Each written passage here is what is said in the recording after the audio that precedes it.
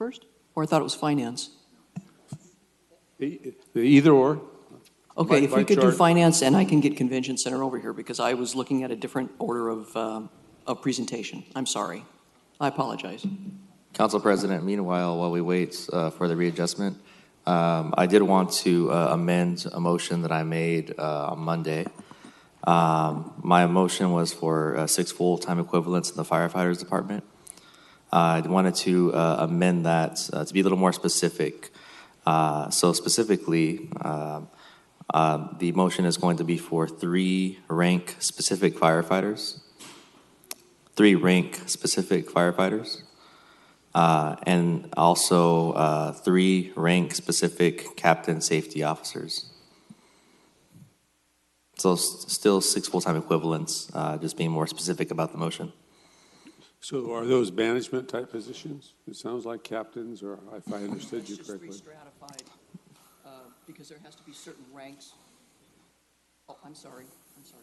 There has to be certain ranks to add a whole unit. So there has to be a captain, there has to be a firefighter specialist, and a firefighter.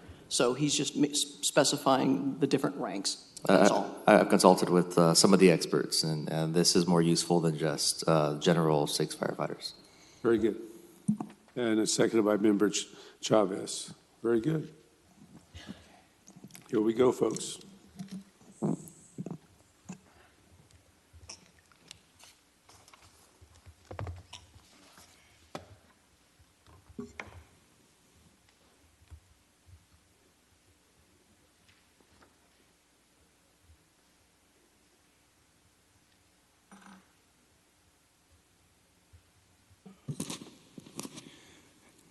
Good morning, Council President, Council members. The Department of Finance's budget starts on page B-47. Their primary funding source is general fund as well as internal service fund. Their total overall budget is $16,760,000, which is a change of about 127%. General fund budget is at $7,104,000.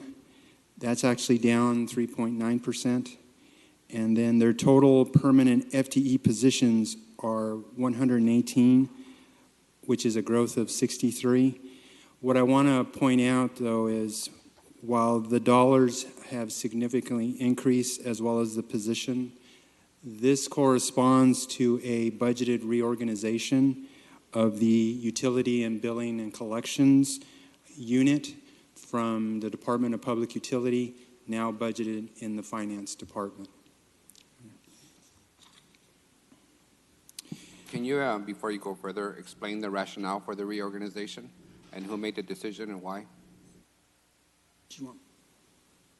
One of the primary reasons is because, as in the past, because UB&C used to be in the finance department, is that there's a significant amount of financial interaction that goes on between UB&C, utility billing and collection, and finance.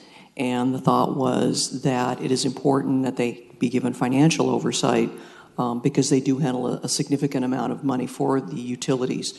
And it's important that that be handled in an appropriate way, and it's thought that the controller can give better financial oversight than the utilities director, who is involved in the day-to-day operations of the actual utilities. UB&C has a tendency to become kind of a second-tier responsibility for the utilities director, but it's thought that the finance director will be able to give it better attention. So let me ask that differently. Clearly, you're bringing it back to how it used to be. Mm-hmm. Why was it changed in the first place? What was the rationale back then? Yeah, it was changed in the first place because at the time we didn't have a controller, an ongoing controller. And the rationale at that point in time with that director was that we had, at least in the very distant past, the UB&C manager was actually a former controller. And so they were able to do the financial oversight. That is no longer the case. And so it was thought that when we had the controller as the UB&C manager, that it was okay to put it in UB&C. But as it is now, we just think that this is a more appropriate arrangement to move it back into finance. It just seems to me that it's a bad strategy to be moving departments and reorganizing based on the talents of individuals here temporarily versus what's in the best interest of the city and the operations of the city. So I'm hesitant about the reorganization. Okay. So I'll be needing additional information. We can provide that to you. Council President, one other minor note I wanted to ask in regards to the reorganization. The graphic and reproduction unit, it has a funding change, which now, it used to be under the general fund, it's now under internal service fund. And by doing so, again, it's given us the ability to have a better effective financial tracking between the service provider and its customers or the various departments. So that was one other reorganization that was done in this budget. Was that due to some incident or event, or why was that done? It was felt that it could be better, we could better serve in terms of reporting by making this funding shift.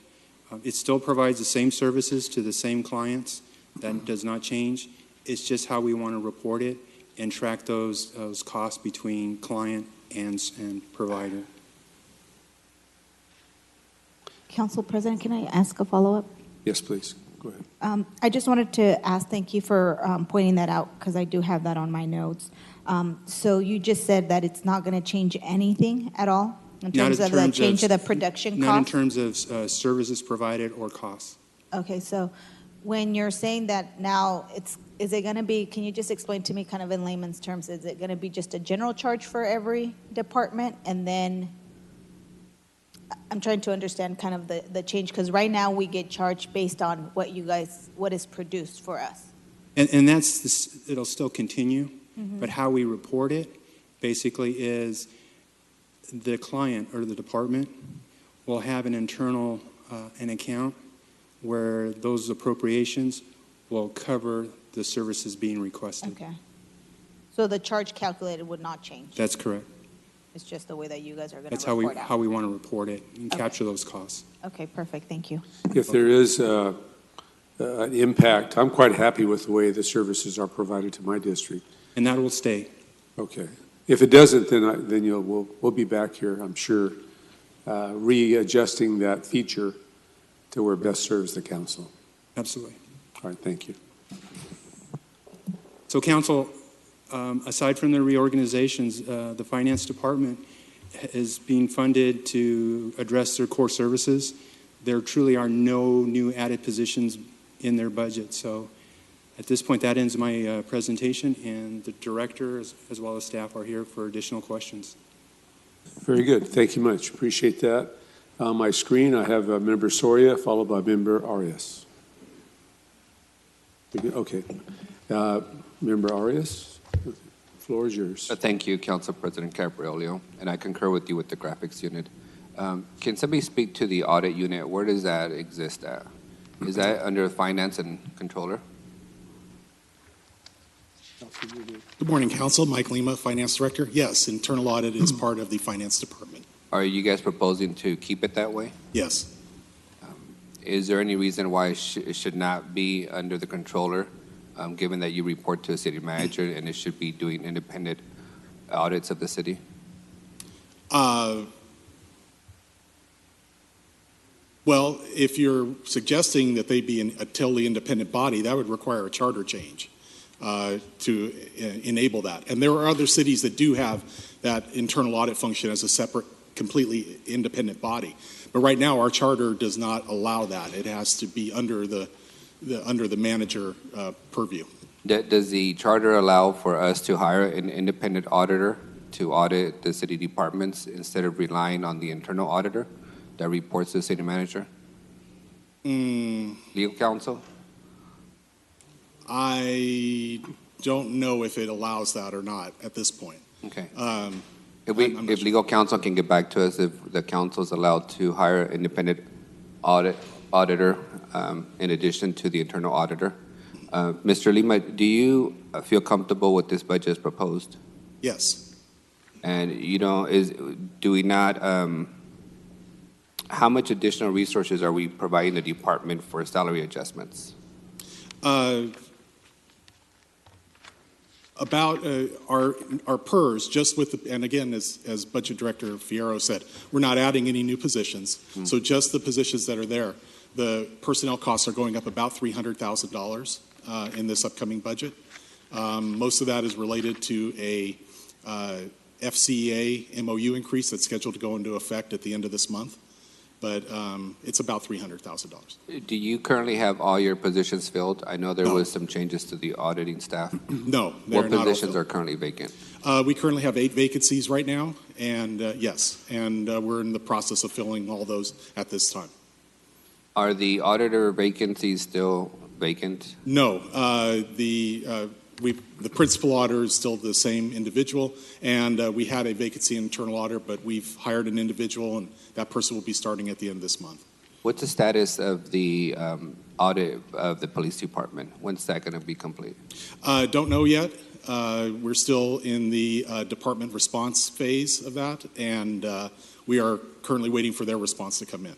My understanding is you've been in the department response phase for a few months now. That is correct. How long does it take the police chief to respond to the audit findings? It's my understanding that they have launched an internal affairs investigation into this, and they are waiting for the completion of that to finalize their response. So, What does that have to do with the council receiving the audit findings, whether there's personnel action that's required to take place as a result of the findings? we want to be able to, as any audit that's provided usually has a department response as to say why. Police department has said that they need to do an internal affairs investigation to prepare that response. And so we do not give the report out until the department has prepared a response. So, But, Mr. Lima, that's contrary to the audit standards that I'm familiar with. My understanding of audit standards are pretty simple. The auditors conduct the audit. There's findings that are made. The department has an opportunity to respond to those audit findings. that's correct. Whatever personnel action has to take place as a result of the audit findings, that's separate and apart from the audit being complete. You are now suggesting that you are intentionally delaying the release of the police audit until an internal investigation by the police department is complete? I'm not suggesting that. What I'm saying is we're doing exactly what you just laid out. The department has a response. As part of that response, they are conducting an internal affairs investigation to be able to prepare that response. So we are following exactly the process that you've outlined. There's no withholding of the report at this point. How long will that take, the internal affairs? And how long has it been going on? Because from what we've heard, you guys have had, kind of the first draft of this audit for several months. I'm just wondering why it's taken so long. We presented the department with our response, or with the initial draft back in, if I remember right, late March, early April. After a few weeks, they came back and said, can we do an internal affairs investigation on this? At this point, we have not been briefed on where they are at in that investigation. I would assume it'd be over sooner rather than later, but they have not provided us with a time Well, can frame. you guys get us before? Legal counsel, can we just direct the controller to release the audit by a certain date and conclude it? You could through official policy, yes. Okay. So, Mr. Lima, if we don't have an answer to when the release of the audit will be complete on the 13th of June, we will have to have an item on the agenda to give direction to release that audit. I know what we've been told is the audit was complete 6 months ago. Now we're being told in the budget hearing that there is an internal investigation by the police department and that the audit won't be made public until that investigation is complete. One of the challenges we have is we're not told anything officially. There has been no formal communication. The audit is critical in the middle of budget hearings. I mean, the department is requesting essentially a 10% increase to their budget, and we need to know the findings of the audit before we make a decision to grant those additional resources. So I understand that police has their internal review process that they have to engage in, but we cannot be engaged in any kind of process that allows any department head to delay the release of an audit by initiating internal investigations or by delaying an administrative response. That feels like we're going to engage in a cover-up conversation, which none of us want to be a part of. So some clarity is really important for us at this time. And I would hope that we get an official status of when the audit will be complete versus simply saying that it's in process. We will have an update as far as the internal investigation and the date that it is anticipated to be completed before the 13th.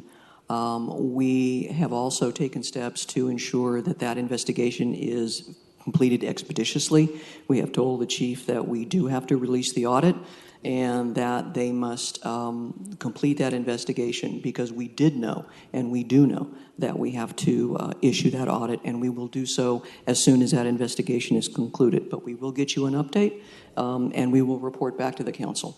Thank you, Assistant City Manager. That's the kind of clarity that we're asking for. It's no more anticipation. We're working on it. It's in process. It's been in process for a year. We need closure on these audits, and we need to know exactly when it's going to be released. And when you give us a formal update, we'd like to know when the audit was begun, because we need to understand as a council how long it takes us to audit a very small part of any department in this city, and when we expect to get those findings. We know that you guys have staff, competing priorities, vacancies occur, but we're in the middle of a budget hearing, and the department's asking for a 10% increase, the only department that's seeking that level of increase, and we don't have any idea whether it's being mismanaged or whether there's criminal activity that we have to figure out before we grab that kind of resource. Thank you.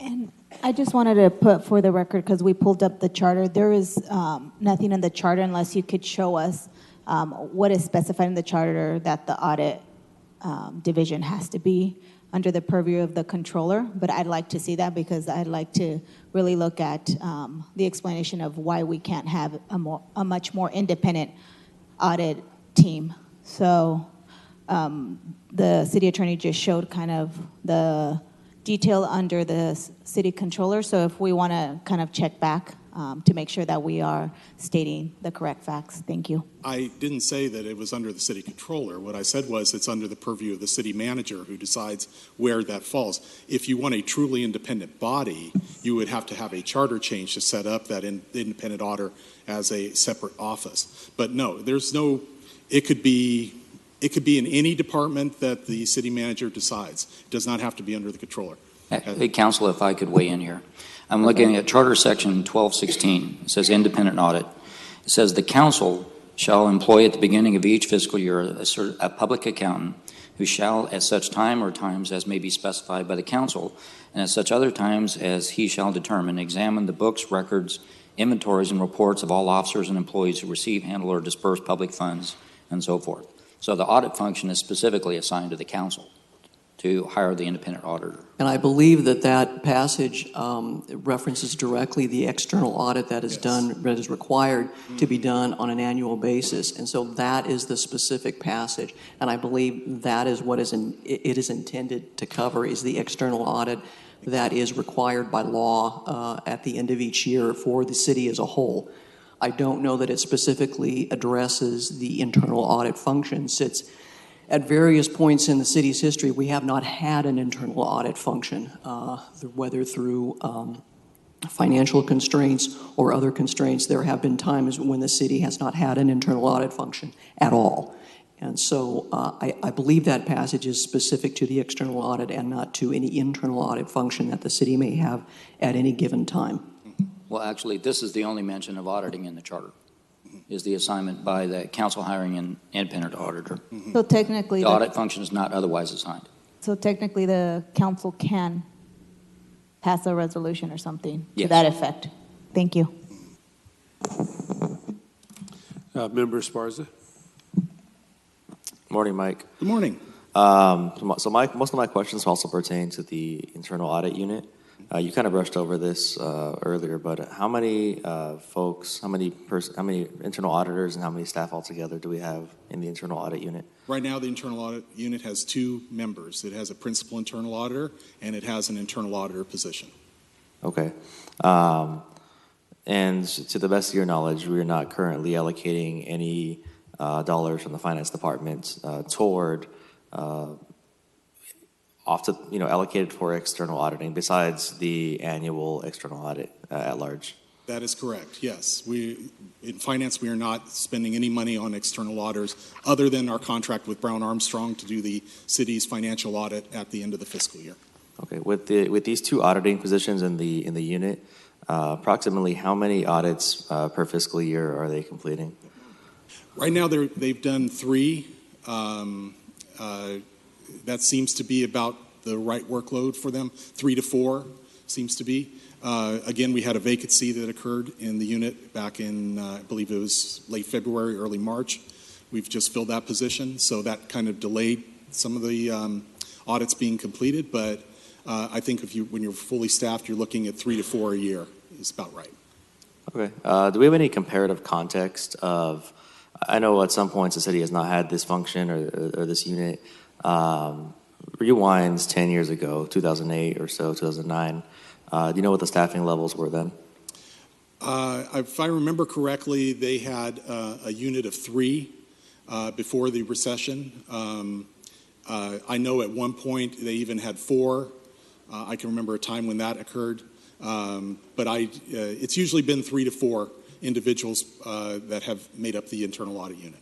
So significantly more. I mean, significantly larger unit, double the size. You could say that it was double the size. Yes, you could, but double being relative from 2 to 4. Sure, yeah. sure, yeah. Mm-hmm. I mean, well, going from 3 or 4 audits, doubling capacity to 8 or 9 is quite a bit, I think. It would definitely increase the ability to produce more audits if there were more staff there. Yeah. Okay. Notwithstanding the annual external audit, is there any context of or history of the city contracting out the internal auditing function?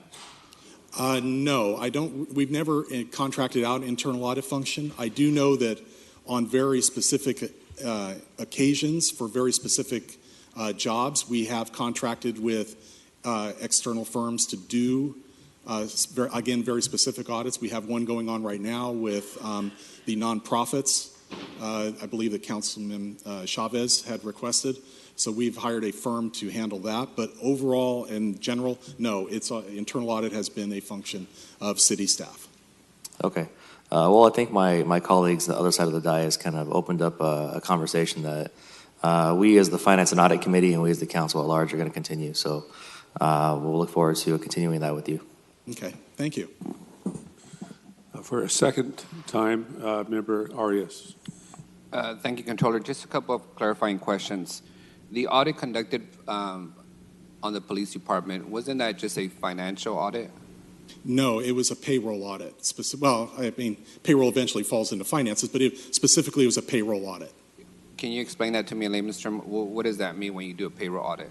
What they are looking at are timesheets to make sure that they are that the time is being recorded correctly, that people have been recording their time correctly. Does that cover the whole department, or is it just a component of the department? My understanding is it covers most of the department. Most of the department. So if there's an internal investigation as a result of the audit, it's fair to assume that the audit found that folks are not reporting correctly? I don't want to share what those are, but we can. Yeah, that's fair. And I just want to remind the public that the charter was designed in a way where our controller, you, had a level of independence to provide the council essentially, independent financial analysis of our budget standing and the operations financially of the city. Mm-hmm. I know that it also requires you report to the city manager, but if you feel some of these questions are critical, it's because I'm taking a literal read of the charter, and you're supposed to be that one individual that, like our legal counsel, reports and is free to report and update the council on the financial conditions of the city, and that no other department head nor the city manager should be able to get in the way of that significant responsibility. So I just want you to know that as a person, I think you're a great professional, and I've been impressed with your work. Thank you. But your responsibility is great to the council, and it's very clear in the charter that you're that body that's supposed to provide us that independent review of our financial standing and operations. So with that, I appreciate the conversation, and I await the follow-up from the city manager's office and from yourself. Thank you. Okay, the screen is clear. We have an opportunity now to go to the public. Is there anyone in the audience that wishes to come forward and address the specific issue before us? Seeing none, we'll close the public hearing portion of it. Thank you all very much. We will now go to was it Finance? Convention. Okay, we switched that. Convention Center. I'm sorry, again, yes, I'm sorry. Again, I don't know where they are. I have made urgent appeals for them to appear, but if we could move to Public Works, that would be, because they are here and they are ready to go, that would be very much appreciated. Can we just make a motion to cut their budget? Pardon? Can we just make a motion to cut their budget? You could. That would be one way to That'd be do a it. stronger message. But it would be nice if you would at least allow us to present it. You're right. Before you begin, I have a card from Mr. Love. Mr. Love, we don't have unscheduled communication today. It's not a regular meeting. Our next regular meeting we will have unscheduled, at which time you're free to address the council. Okay, well, if we have time, we'll bring you forward. Okay, thank you. Please proceed, and thanks again for being here. The Public Works Department's budget starts on page B-151. Their primary funding sources include special revenue, enterprise, internal service, as well as general fund. Their total overall budget is $208,185,600.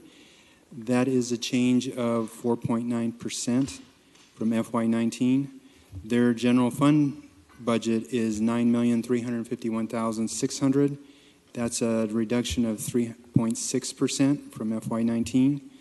Their total permanent FTE positions are 356.75. That's an increase of 17.25. On page B-153, I'd like to outline that the department's major revenue sources come from gas tax. Within this group, total revenues for special gas tax, Proposition 111, ABX 86 gas tax, and SB1 is projected at $24.1 million. This is an increase of $620,500 compared to the FY19 amended. Within special gas tax, this is exclusively used for traffic signals and street lights, also known as TSSL. Their total revenue is $5.7 million. Proposition 111 funds street maintenance, TSSL operations and services, as well as capital grant matches. Total revenue is $3.1 million, a decline of $2.2 million from the amended. ABX 86 gas tax is used for street maintenance operations and the Neighborhood Streets Improvement Project. Total revenue is budgeted at $2.8 million. An SB1 gas tax primarily supports street maintenance operations and capital projects. Total revenue is budgeted at $12.5 million, and that's a $3 million increase from the amended budget. Another major funding source for the department is Measure C. Revenue for the program is distributed by the Fresno County Transportation Authority through 5 sub-programs. Measure C's revenues are budgeted at $16.5 million. $10.7 million is dedicated to the operations, and $3.8 million is dedicated to capital projects. Another funding source is community sanitation. That is budgeted at $10.4 million in revenues.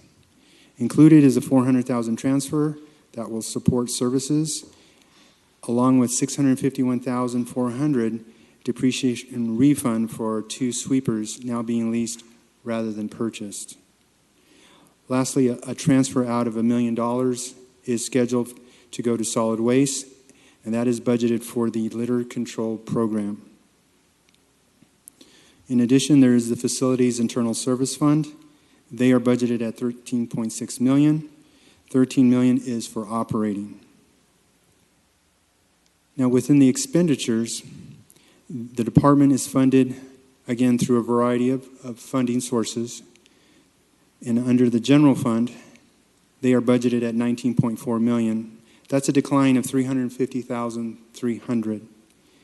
The decrease primarily attributed to the completion of capital projects in FY 2019. There is also a reorganization, and that is to transfer the Sustainable Fresno and ADA services.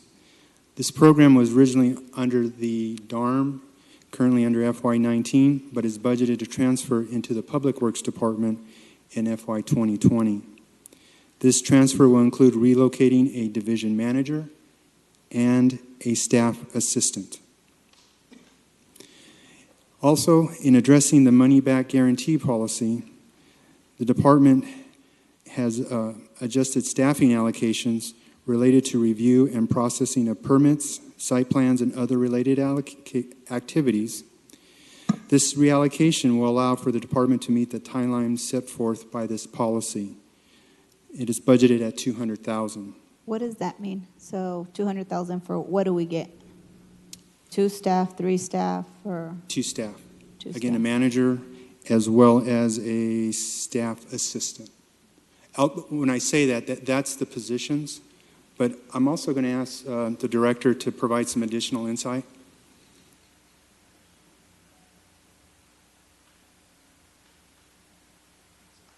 Good morning, Council. Scott Mosier, Public Works Director. Just wanted to clarify the question from Council, whether was that a question on the $200,000 toward money-back guarantee or or a question on the sustainability division? The money-back guarantee first. Yes, regarding money-back guarantee, that does not include any hiring of staff. What we have, it's additional dollars within the Traffic Operations and Planning Division. They're tasked with things like subdivisions, site plan review, traffic impact studies, and processing of those entitlements hand in hand with DARM, along with reviews of final maps. So what happens is our staff in that division are not all general fund. They have 3 sources. They have some Measure C for operations, for things like, say, a council district office or constituent says, can you look at this intersection? Does it need stop signs? So we have staff budgeted there. We have staff handling capital projects for the city, like parks, police, fire projects, streets, utility projects. Those are capital funded.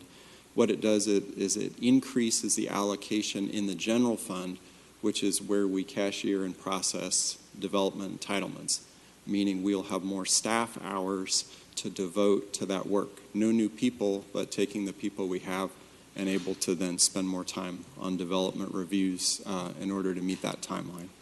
So we don't need new folks to be able to meet these new policies, in your perspective, to meet the benchmarks so that we're not in a place where we have to reimburse people? You are comfortable saying to us today that you don't need any new staffing. The only addition would be additional $200,000 to be able to augment hours? Is that what I'm hearing? That is correct. We just Okay. needed our current staff is talented and capable, but we needed more general fund appropriations for those staff to be able to meet the timelines. Okay, thank you. Scott, I have a follow-up to those questions on the money-back guarantee. I think the last hearing we had a conversation about that. Those timetables don't apply to internal departments. What are we doing to make sure that the Parks Department's projects are not being put in the back burner to be able to meet the requirements of the money-back guarantee? What we're doing with city capital improvement projects, parks included, is really working to just hit that schedule for construction. So it may be that there's a timeline where we need to put, for us, I know Development Department is taking all on a first in, first out basis, in that we're managing the project and trying to hit deadlines. There are times where we're putting that Parks Department project up at the top because we have a funding deadline or a critical item, we're getting that through. There are times where something else may be, we're trying to avoid a money back guarantee payment, a refund. But we're making sure if we slip at one point, we're going to do everything then to make up that time in another phase. The funds that you're asking, the additional resources, is that going to go to bodies or overtime?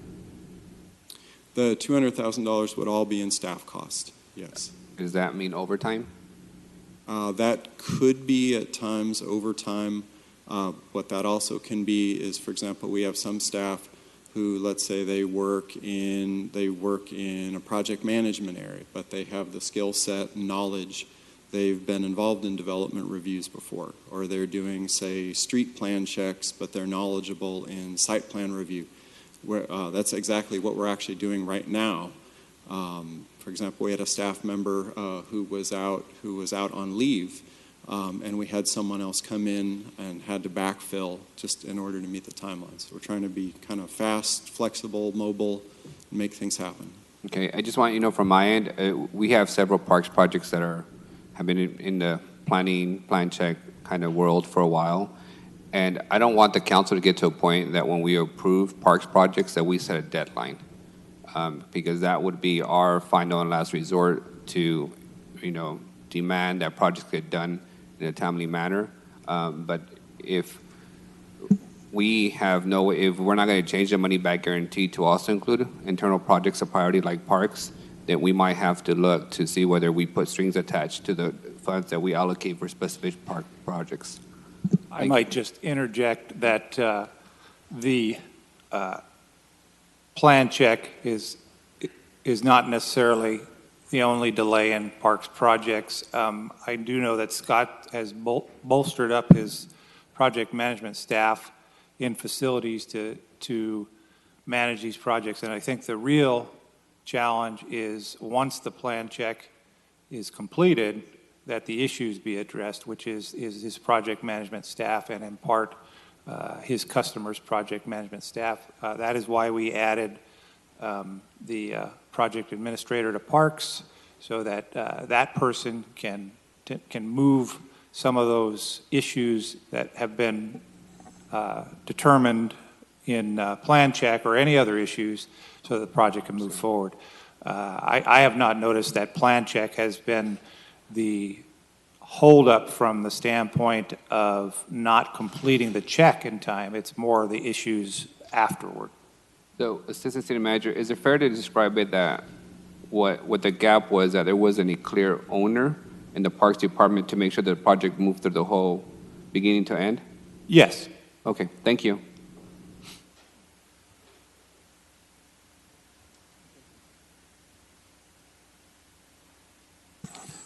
Could I ask a question? Yes, of course. So I understood when the mayor presented the budget, he said there were 3 positions that were hired in the whole budget, and 3 of them were for the money back guarantee. You've alluded to 2 positions. Allow me to correct. The 2 positions are for the sustainable Fresno and ADA services. That is separate from the money back guarantee program. Okay. So under the public. And those positions are just moving. They're not added. They're just moving from one department to another. That's all. Okay. But there were 3 positions hired in That'll be respect to- under the planning and development. Okay, department. I just wanted to make sure. Thank you. Welcome. I'm going to continue. Sure. I just ended up more confused. Can we go back and explain my understanding was we were adding 3 positions to the money back guarantee initiative. I can explain that, Yes, I think. please. So we haven't gotten to DARM yet, but there are 3 positions being added in DARM. In Public Works, we're not adding positions. We're really just reprioritizing work done by that department. And so if that work is done by individuals within the department that Scott already has, but is directed toward a different activity, the activity has to be funded appropriately, and in this case, it would be general fund. Jim, can I follow up on your comments? So we're not adding any positions to Public Works. However, we're receiving a significant amount of gas tax dollars. I think it's like 12-point-something million dollars. So we have the capacity without augmenting our staff numbers to roll out the $12 million in projects? I'll let Scott answer that, but I have confidence that his staff will be able to execute those. Scott, can you? Well, speak to and we are adding staff, but we're not adding general funded staff. I see. So there are positions that are being added using gas tax, using other funding sources. But as far as general fund positions, no, we are not adding any positions in Public Works. So we're discussing general fund particularly right now. Okay, perfect. Thank you. Then that answers my question right now. Let's see. I'm going to continue on page B-154 at the very bottom right. And what I wanted to point out is that also in the budget, in an effort to improve services and reduce service-related backlogs, the department is budgeted to either purchase or lease new equipment or replace much-needed vehicles. On the following page, I'd like to point out is vehicles and equipment to be purchased or leased are summarized on, again, page B-155. Don't want to go one by one, but it is covered on this page. I'm going to move on to their overview regarding funding for the street maintenance operations. Okay. For example, their overlay and paving operations is budgeted at $7.4 million, which is an increase of $3 million, and that's in order to enhance the projected number of lane miles paved from 44 in FY19 to 74 lane miles in FY20. $1 million is budgeted for slurry seal. And the most cost-effective method to extend pavement life is through this preventative maintenance program. Following is the concrete strike team, which is budgeted at $3.6 million. I want to note that 2 crews are assigned to the SB1 gas tax program, and a 3rd crew is assigned to the 7-week concrete program. The 7-week concrete program is dedicated, again, 1 crew for 7 weeks in each of the 7 council districts. Moving on to the traffic signals and streetlights, operating Can you pause? Sure. Why are you decreasing by 1.3 million that program? For the concrete strike team? We're swimming in infrastructure and new infrastructure dollars. Why are we decreasing fixing sidewalks by more than $1 million? I need to defer to the director. You're the most appreciated gentleman in City Hall, but don't be the most hated guy by removing all the sidewalk money repairs. Council, in regards to that, a lot of that is just a budgetary item. At the end of the day, we have 6 concrete crews total. Those were approved in this last budget year for FY19 to ramp up from 3 concrete crews to 6. They're all included in next year's budget. Part of it is how some of the project work is categorized. The strike team, this is really the operating budget, which is shown as operating dollars in the street maintenance division as opposed to what's categorized in capital. At the end of the day, we are continuing in terms of really total dollars for concrete repair. We are continuing that effort. We're spending, delivering all the SB1 and gas tax. I guess my question is, we got $12 million more in gas tax for infrastructure. Why are we not increasing the amount of funds from the general fund or from those funds for concrete repairs? In fact, actually, we are continuing that same level of effort. Yes, the status quo. I think we may want to respond back on the distinction for that because we are not defunding the concrete program. We're not losing any staff. So I think it's a budget distinction between operating and capital and how the work is portrayed or categorized in the budget. Yeah, I think it's somewhat confusing, and I apologize for that, council member, because this is directly addressing only the operating and not the capital. The SB1 is categorized as capital, but that is a technical distinction, and we can get you a schedule. I believe Scott can prepare one that outlines exactly what the efforts will become, but we will not be decreasing any efforts, and in fact, you are absolutely correct. That $12 million will all go into specific projects that the council has approved, and that we will not be lessening the effort to fix any sidewalks. But if you wish, we can get back to you with a more precise schedule detailing out both operating and capital. Correct. And if you can, my understanding of capital is that's the money for the actual construction. Operating is the money that you use to pay people to do the actual construction work. Is that not the description that we use? When we self-perform work out of for example, the street maintenance division, those are operating expenses, which would include both the labor cost for staffing, and then it also includes the material purchases. So when we self-perform, those costs are all contained within the operating budget. I would like to add, as far as what the community, what the council will see over this next year, will be far more work. Mention was made of SB1, the $12 million. That's really about $8.9 million of new dollars coming in, but we're carrying over about $3 million from the current year. And why is that? Largely because this has been a ramping up year.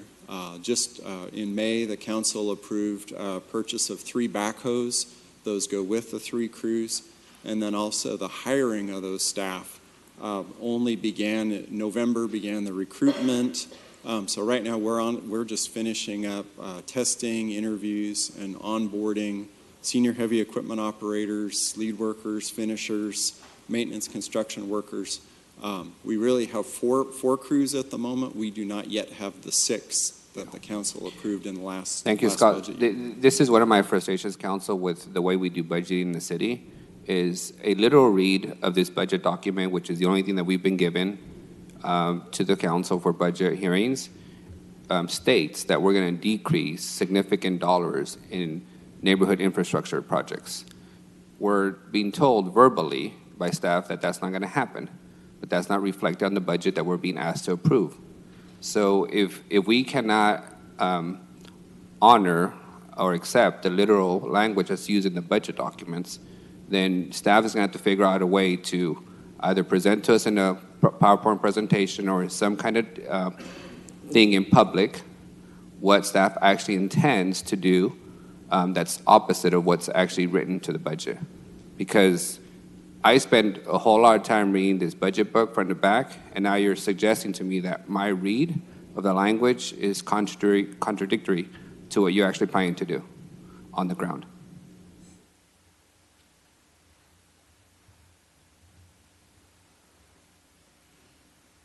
Council Vice President, I totally... 1 second. No worries. Your presentation is fine because it's sparking conversation. That's kind of that's what this budget hearing is all about, is to have more understanding as a council person as well as the public from the experts. So with that in mind, Member Chavez had a comment on that issue of street maintenance, I believe. Just had a quick question. I want to make sure I understand this right. So, and this is along the lines of what Councilmember Arias was saying. So the concrete strike team reduction of 1.29700 is not really a reduction because those dollars are being transferred to other street maintenance work? To me, there's another dimension that we're looking at operations, a side of the business. There's also a capital side as well. So as Assistant City Manager Sumter mentioned, we will get a detail so that you can see the full picture within these programs. Okay, that'll be sent to all council. Yes. Okay. All right, I got a second question to follow up. On page B154 with the vehicle equipment, the purchases and lease, whether it's Scott or yourself. So every time we discuss the vehicle leasing options, I always ask, do we reach out to our local vendors, right? And we always say, yeah, we make every effort to do that. So I actually called a couple of Ford dealerships in town, and they had not had any outreach. So can you walk me through what the city's outreach process is for contacting local businesses when we have these opportunities? I can do that. All right. Each and every contract is bid out, and we have had outreach with folks walking into the various Ford facilities that I am personally aware of. The last bid we did on patrol cars, as an example, we were interested in Ford SUV Interceptors. We solicited that and notified the dealers both informally as well as through our standardized bid process. We got one bidder, and that was Swanson Farney Ford. What is the standardized bid process, Jim? Can you We explain would that? just, we would bid it out or place it on bids online. Mm-hmm. We would advertise it. Everybody's able to bid on that. So what you're saying is that we have a city staff person that's actually physically walking into these dealerships I and have soliciting? personally talked to those folks in the past about why they have not bid on our projects. And what was their response? The last one told me that they don't make any money on it, and it's really, they're just doing us a favor. Even with the 5% local business preference? Yes. We've also, when we've awarded those contracts, we have awarded some smaller contracts that they've accepted. They've had significant difficulty, I'm talking about the Ford dealerships, in delivering on time, and then they were very upset that they would be required to pay the liquidated damages that they signed up for. And when we have these vehicles that cycle out, is it at the discretion of the department head to take care of that process, or is it one centralized department? It's done through the fleet management division. Okay. And we're more than happy to reach out to some of these dealers. Particularly on fleet sales, what I have found is some dealers specialize in fleet sales, while others don't, and are more focused on retail customers. So we tend to get better pricing and better participation from those folks that are more focused on fleet sales. Swanson Farney is a very good example of somebody that an entity that's very focused on fleet sales. Nothing against them. I think my interest is just in getting local folks under that support. And we're more than happy to allow them to bid, and when we can, utilize the local preference. Who would be the person in charge of this for those local leaders to contact here at City Hall? That would be, there's two really. Tim Olday, our public safety fleet manager, and Dwayne Myers, who is our municipal fleet. Okay. All right, and then last question. Once we do secure these lease agreements, what is the length of that lease agreement? It depends. It's usually 5 years, roughly. And if we can, we try and match that up with the life cycle of the vehicle. The lease agreement is not through the dealers, though. The lease agreement is a separate agreement through our master fee schedule.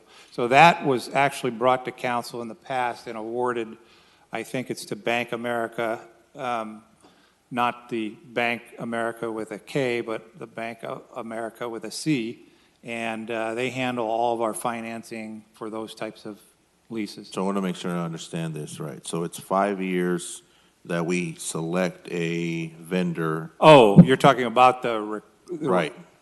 That is dependent upon what is the best opportunity for ourselves. So if we're buying a high volume consistently each year, i.e. patrol cars or garbage trucks, we would tend to do a long-term requirements contract anywhere from 3 to 5 years. And if we're doing a onesie-twosie, like if we were going to buy a paver, there's no sense in doing a requirements contract. That's just a single purchase that would come to council. Okay. All right. Thank you. Member Esparza, you had a question or two? Yes. Scott, you've been very helpful in helping me identify project I was looking for on the capital list, 23006 overlay.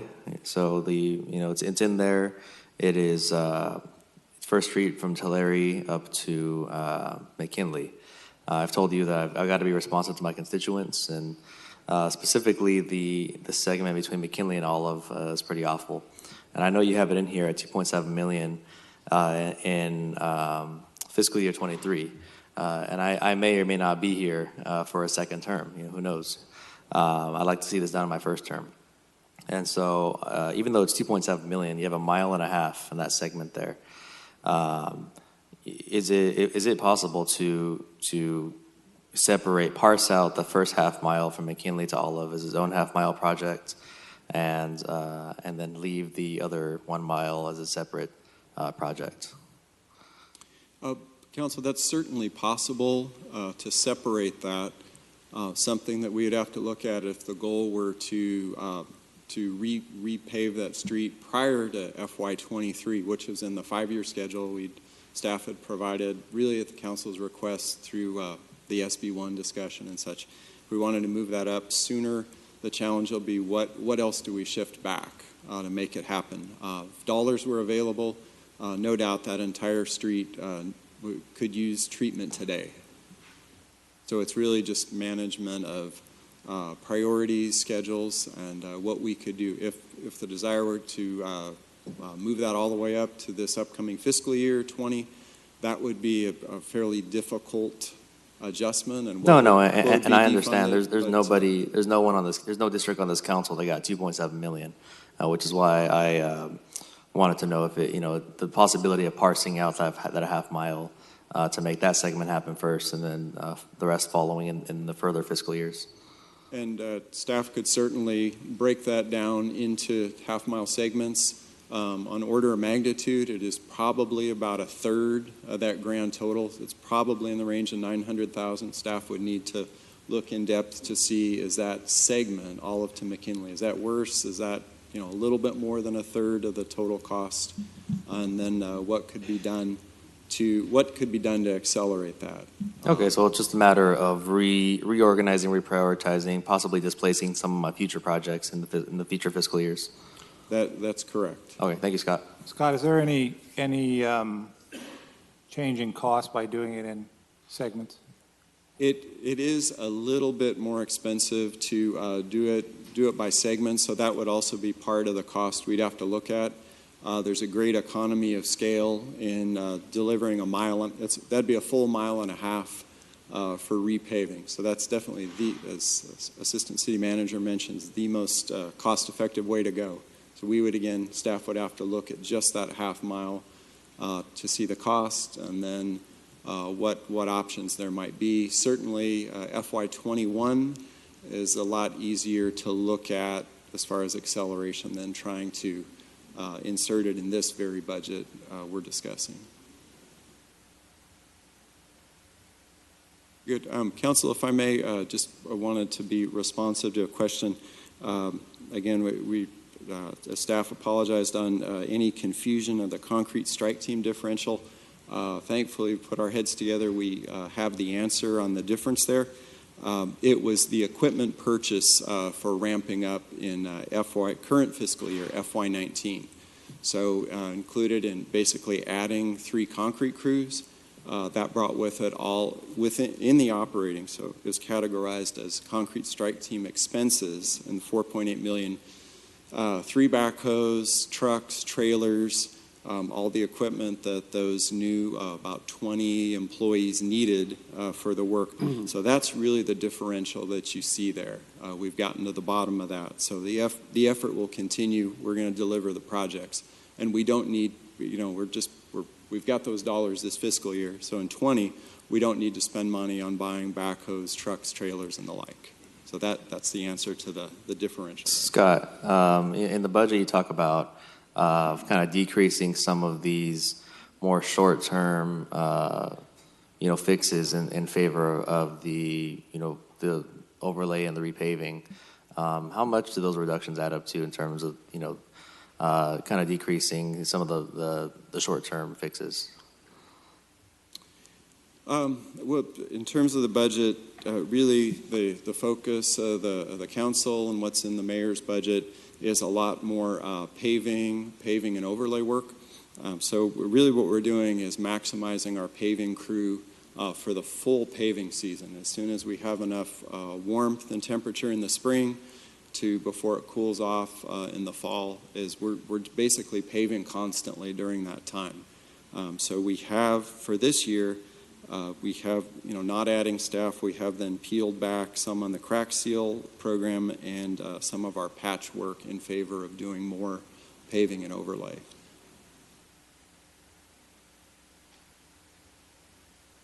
Next is Member Soria.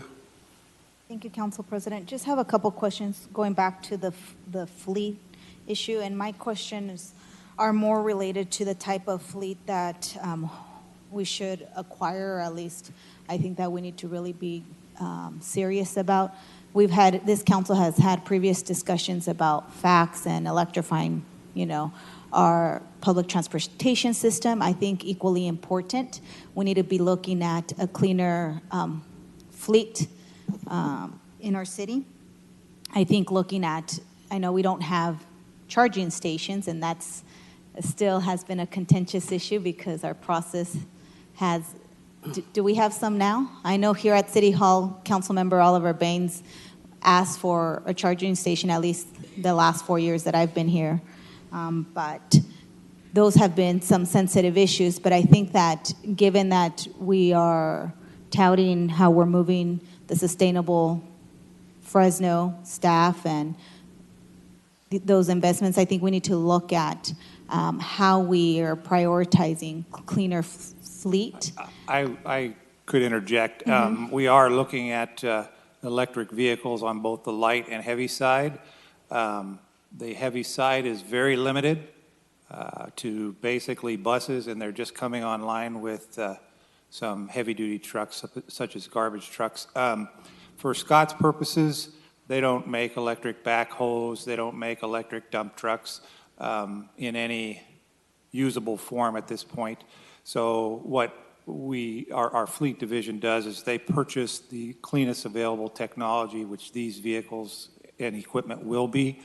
When we get into the electric charging for fleet vehicles,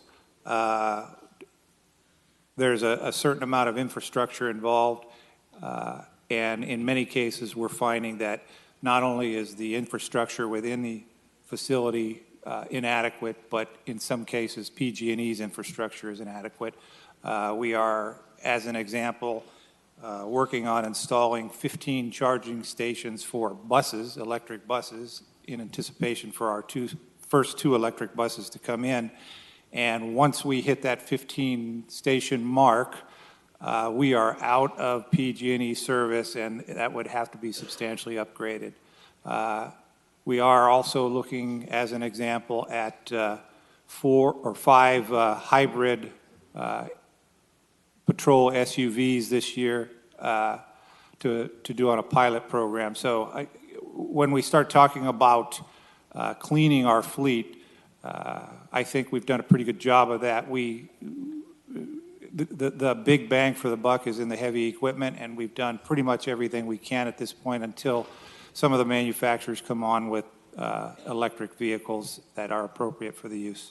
And I just want to add briefly, Council, example, the new milling machine, also called the grinder, the Council approved for purchase this year, although, as our Assistant City Manager mentioned, that's not currently available in like a clean natural gas type approach. We did purchase Tier 4, which is the highest level in terms of low emission vehicles on air quality. In fact, that's the same level that like contractors for the High Speed Rail Authority were required to use. And that is our standard protocol to purchase the cleanest available technology. And Tier 4 is it, and they're just coming online with applications, so we do, whenever we can, do that.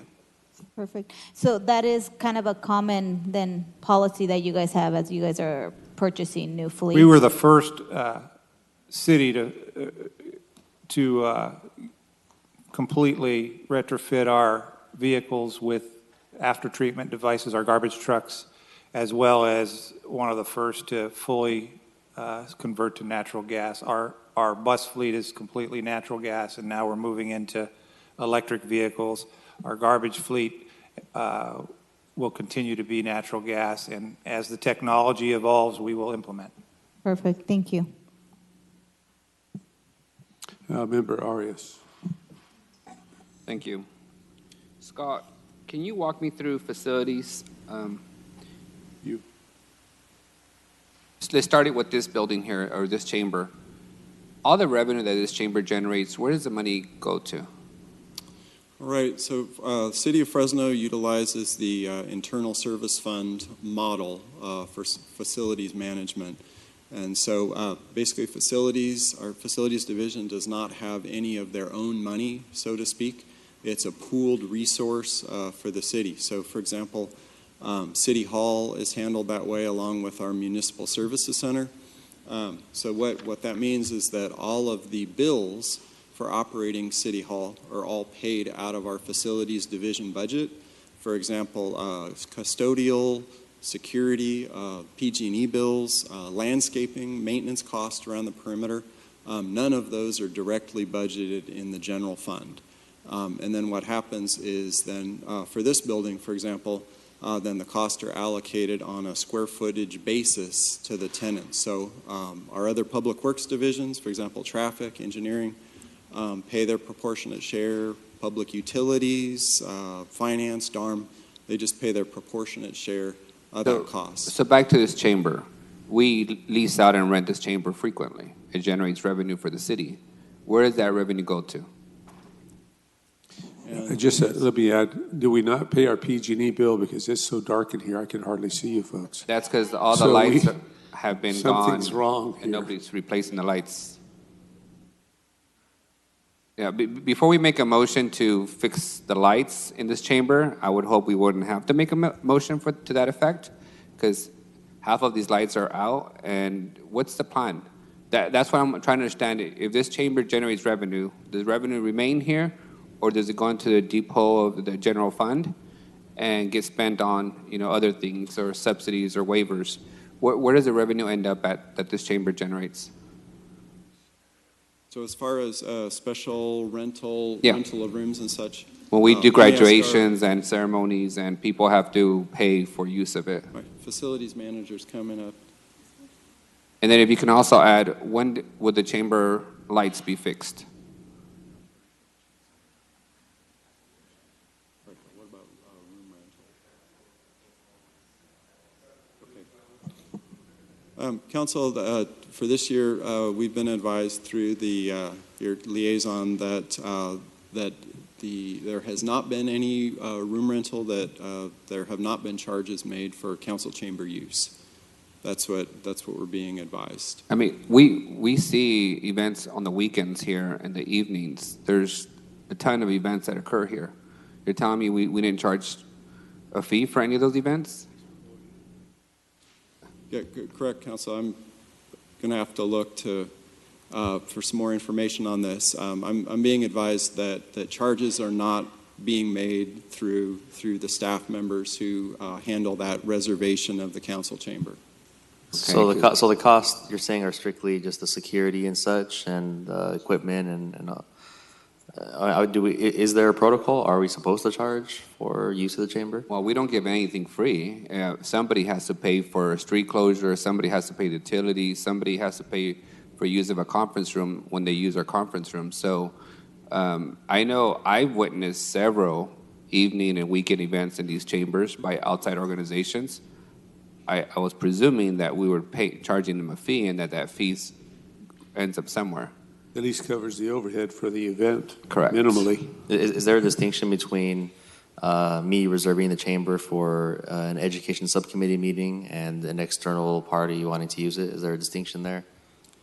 Council, I think the staff will have to follow up on that. Okay, that's fair. Public Works and Facilities, we do not handle the reservation process. Right, I believe that's Marisol that handles that. But no, we will get you an explanation and a memo concerning where the charges go and where the charges are determined and whether or not an entity is charged. Because I know that there are some times when there is a request to waive charges, and it is another governmental entity or something of that kind. But we will get you an explanation as far as how those charges are determined and who gets those charges. Assistant City Manager, is it necessary for the council to make a motion in order to have the light bulbs replaced? I would hope not. But I believe that we can address that project. I believe that is on the list of projects to do. I'm looking at the facilities manager, and I know that it is on the list. Please, Scott. Council, Take over. that's one of the items, as you're aware. We're going through phase one, the energy efficiency project for City Hall and our Municipal Services Center.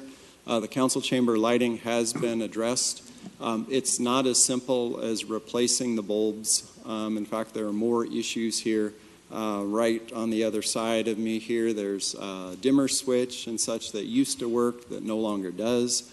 Our facilities electricians have done some workarounds to keep it functioning at a basic level that we have today. I understand that, and I completely appreciate that it's more complicated than just replacing light bulbs at this point. But do we need to make a motion to take the money from the reserve fund or to identify the funding source in order for it to be fixed? Or I don't think you need to make a motion for that. As Scott mentioned, we are rolling that into the energy efficiency upgrades here. That we anticipated having to council much sooner than now, but and we were going to do that through PG&E's on-bill financing program. The previous council indicated that they did not want to utilize that funding in that manner, and they wanted to competitively bid it. So we have competitively bid both MSC and City Hall, which would include these lights. And we're in the process of negotiating with the contract or the consultant / contractor / financer the dollar amount and the scope of the project, and we will be bringing that to council when, Scott? Within 60 days, my personal And goal we is will to have that. we in will July. ask them to prioritize the council chamber lights. just to be clear, when do you anticipate the lighting at the council chambers will be fixed? Is it 6 months, 3 months? What's your best estimate? My anticipation is that the lighting in the chamber can be prioritized and would be done this calendar year. Excuse me, but in that regard, I've done 567 streetlights. If you can give me a lift in here, I'll volunteer to take care of that. I'm pretty good at it. All right, and So- Council. So we will get an answer back. Councilmember Capron. We will also, I'll clarify as well. It will be dependent upon whether council awards the energy efficiency upgrade contract. Okay. All right. Well, I just want to remind you, lighting is not just, it's easy to talk about light bulb, but it really is a safety concern. One, we can't read. Maybe that's intentional to keep us from reading material. But two, when people get in and out, it does become a safety hazard for us. So all joking aside, I know it's not simple. I know it's a very, involved process, but 6 months is probably too long for us to get those light bulbs fixed. We'll or see to if do we it can as come up fast. with some solution Okay. sooner than that.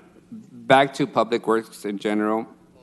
What's the status of the No Neighborhood Left Behind dollars? I know we bonded those funds out years ago. When does that bonding obligation end, and when does those dollars become available again? I believe that expires in 2024. Okay, thank you.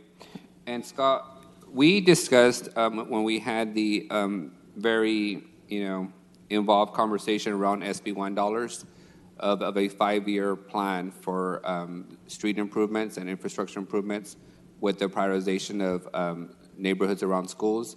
What's the status on that 5-year plan? We do, contained within the budget document, we did project revenues and include projects out for the 5 years. 2 components of that. One are the larger capital projects. They're actually shown in the 5-year capital improvement summary. What page is that?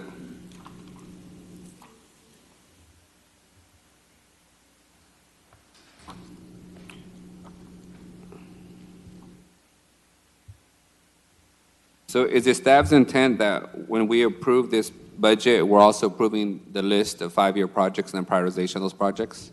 Council Vice President, when you are voting for the budget, Yes. it is just for fiscal year, in this case, 2020.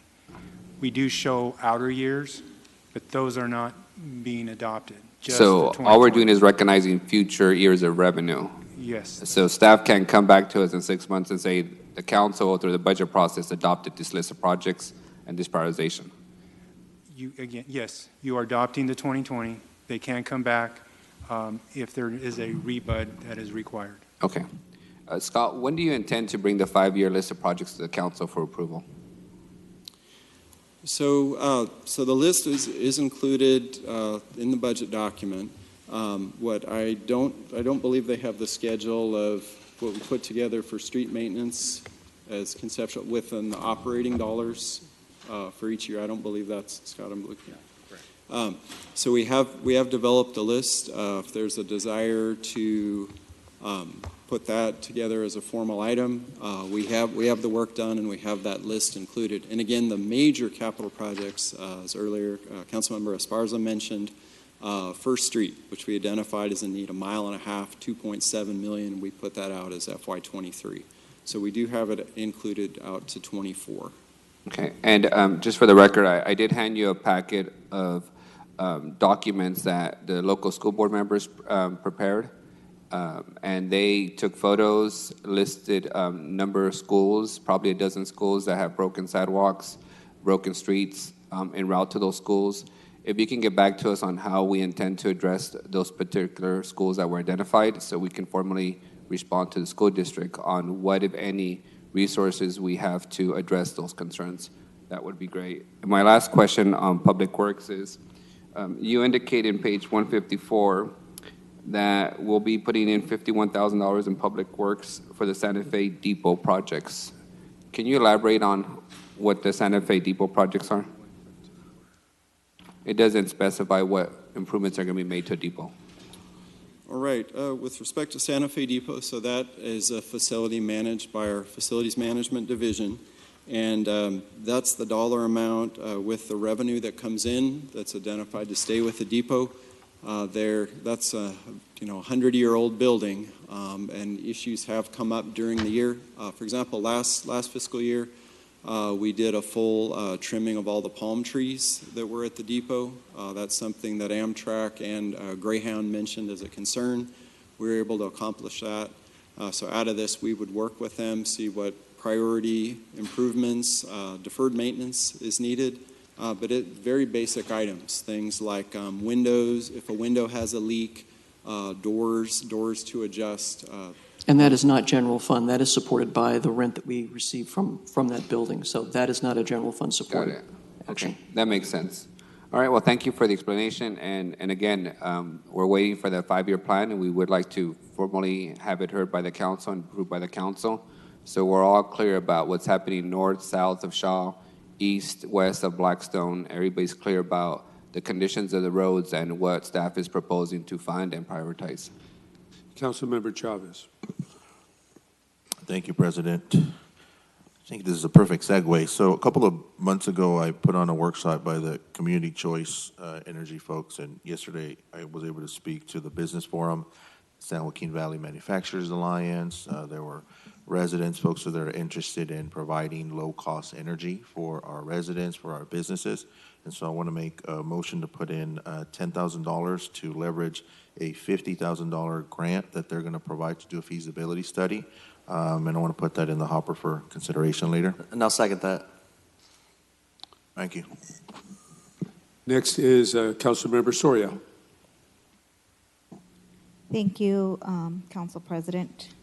I have a couple questions. So I know that earlier in the previous discussion with the Department of Finance, we talked about UB&C being transferred over. And then what I noticed in your guys' in the budget under Public Works is that there is an estimated $500,000 for a remodel of UB&C. What is that for? Why do we need to remodel anything? The project, it wasn't outlined in the Department of Finance, but it is under Public Works. Can you explain the details and the needs for the $500,000 investment. Absolutely.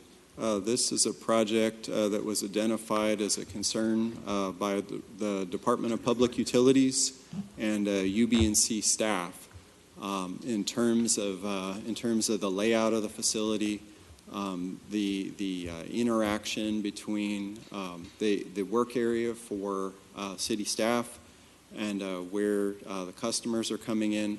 The project does include modification for the counters and then the glass to go in, very similar to the police department records facility, and also some more efficient remodeling and layout of the space. We're still doing glass?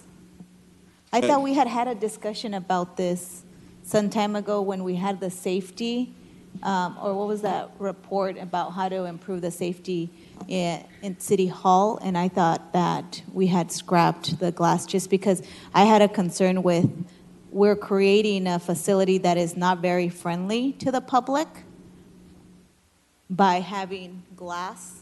So if you guys can speak to that. I don't know if it's prudent to be talking about our safety measures within the building in this forum. I can say, though, that... But if you're asking me to approve a $500,000 investment for that, then we... Perhaps we should have that in closed session. I can say that some of the measures are ADA related, and that, again, these funds are not public works funds. These are public utility funds that are being used because, obviously, UB&C is supported by the utilities. And that this is, I think, a carryover of a project that started in a previous year. But in addition to the ADA, there are some safety measures that are being taken to ensure the safety of our employees. Okay, so could we take this to closed session on the 13th, the $500,000, to look at the breakdown of those dollars? And while I can appreciate your comment about this is coming from UB&C, for me, it doesn't matter what department it's coming from. At the end of the day, it's taxpayer money. And if we have to make a determination whether it's the best use, I know that the budget talks about exploring a future increase. I want to make sure that we do whatever possible to minimize any type of increase that we're going to ask the ratepayers essentially to pay. So I would not feel comfortable saying, hey, we're spending $500,000 on, and I don't know what the whole scope of the project is. So I'd like further discussion before I approve any $500,000 for that. Thank you. I think it's a great idea, Councilmember Soria. I would amend that to possibly amend that closed session to be a kind of a very brief briefing on City Hall security overall, which was the city manager's suggestion, I think, in the last council meeting we had. Yes, we offered that in the past. I have a couple more questions. Okay. Before you go further, I would like to make a motion to set aside the $500,000 from the budget until we get the briefing and the council approves. Well, and I think that there is time between now and the last day that we get to vote. So from what the city attorney, we can take it to closed session at any point, Monday or Tuesday of next week. That $500,000, if it's not addressed to your satisfaction, it'd be great at that multi-generational center. It's a lot of utilities there. That's a lot. So, Council President, that's not general fund money. Will glass be okay? No. Excuse me, Councilmember Soria. I still have a couple. I have a couple more questions. Excuse me, Councilmember Soria. Oh, yes. Point of clarification. So I understand there was a motion made. Is that correct? Could I have you repeat that, please? A motion to set aside the $500,000 for City Hall security. And is there a second? We'll second it. It's fine. I don't think it does much, but whatever. If it makes you feel okay. I think the object is really to get expeditiously. Okay, so I have a couple more questions. So facilities receives revenue from departments citywide. I think it goes to some of the questions that were answered before. For facilities management charges and city hall rents, adjustments are made as needed to the master fee schedule. setting facilities rent and usage fees. I have a couple questions. So when was the last time we actually did an internal audit of our ISF charges to departments for the city hall rent and arrangement fees? Can you speak to that? An audit of that was not handled during the time that I've served as director. So I think we'd have to research exactly. Are you specifically addressing the methodology of determining those charges, or is there something else that you were interested in? Knowing exactly how and how much is being charged. Okay. For ISF charges to each department. And I have a follow-up, and maybe this will give you a little bit more of an understanding why I'm asking. So since August of 2018, almost 1 year from now, our council offices have requested in meetings and in writing an explanation of the calculations used to charging city council for facilities management charges fund org 59309 and the city hall rent 59314. Calculations of square foot rate and identified rooms charged to the council.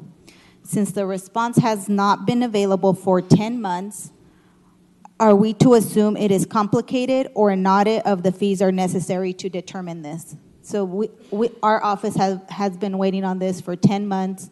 I'm not sure what the holdup is on it. I believe that was given to your office several weeks ago, but I'll look into that. As of this morning, we hadn't received anything, so okay. I will check with Terry, but as of this morning. I'll check as well. We would just like to have a clear accounting Okay. of what and how those charges are determined. Sure. No, Determined. I'll check and be what happened to my email. Okay, perfect. Okay, thank you. The other thing that I wanted to talk about, so a quiet zone in my district has been an issue for some time. I know that, the public works staff has been doing some work on analysis of what is needed to kind of close the gap in the quiet zone in kind of the Fresno High area. And I know that there is a need of an investment about $800,000. And so and most recently, my constituents have signed a petition and have sent various letters that I'll want to put in for the record just so folks know.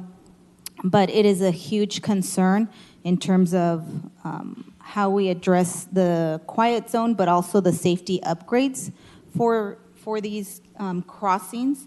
And so I'd like to see if I could make a motion of $800,000 to be allocated for the completion of the quiet zone by constructing the needed improvements at Shields and Maroa, the railroad crossing, as well as the necessary applications needing to implement the entire quiet zone. So I'd like to make a motion I'll second that. for that.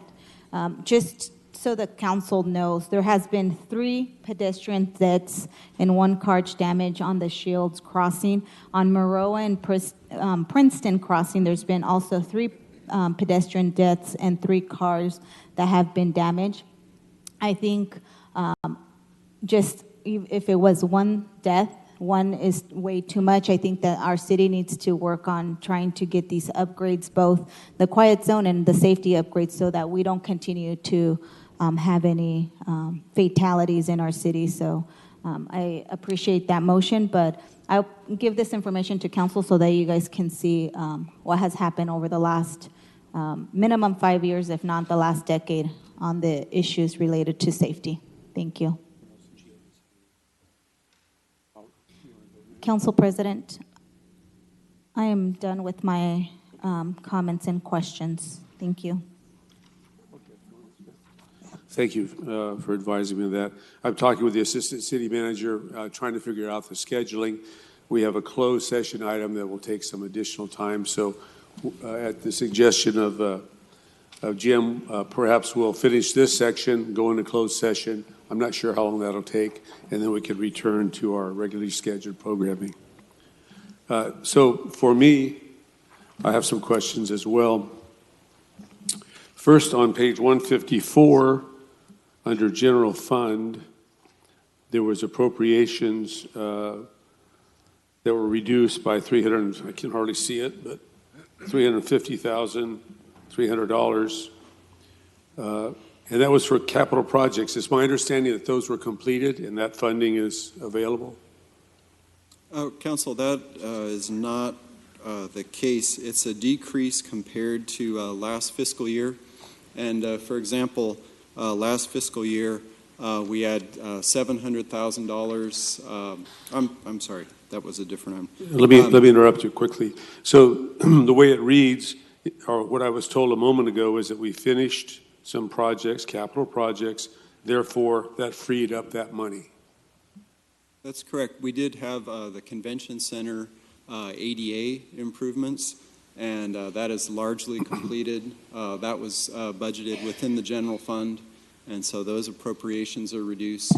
Okay. So with that in mind, I'm going to make a motion that the $350,300 savings from the year 2019 be allocated toward the multi-generational center. I have a second from Member Chavez. Now going on to landscape maintenance, I'm trying to go fast. So on page 155, landscape maintenance, I see we need a Gator golf cart for Fulton Street fountain maintenance. What is the cost of that? Do we have any idea? $14,000. Are there any used carts available, I wonder? And do we need a cart? We do need a cart. It will improve operational efficiency of doing that maintenance. So we believe long term, I mean, that's really a no cost. I mean, and not an increased item. If we don't do that, we're either going to get less done or wind up with increased staffing maintenance cost for that. Well, how long have we been maintaining the Fulton Street Mall? Fulton Street. As Public Works, we've been handling Fulton Street since the opening on October 2017. So 2 years, a year and a half to 2 years, we've been doing fine without a golf cart? And again, council staff always recommends things that will make operations better. And so we feel that that $14,000 is a fairly small dollar amount to gain some good efficiencies. Then I'm looking over at street maintenance repairs.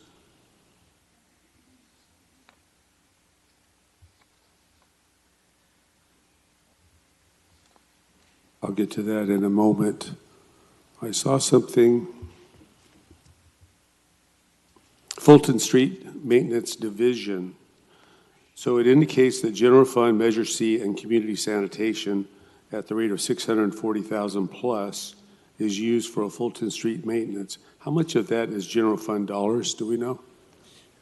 Yes, the general fund is appropriated at $200,000, and that pays for things that are ineligible under other funding sources, such as the PG&E cost for the fountains, fountain cleaning, maintenance, trash removal, scrubbing, chemicals, and also taking care of the artwork. The artwork maintenance is $95,000 out of that $200,000. If we go back to the other entry, it indicates their landscape maintenance, and this is Fulton Street maintenance, and you've got landscape maintenance, a double entry. Is that normal, or why are we replicating? Fulton, so it does, the document does mention division. That's really a budgetary description. It's composed of basically 3 staff. They're housed, I'm sorry, that's composed of 4 total staff. They actually work within landscape division, and then they work within our facilities division for fountain maintenance.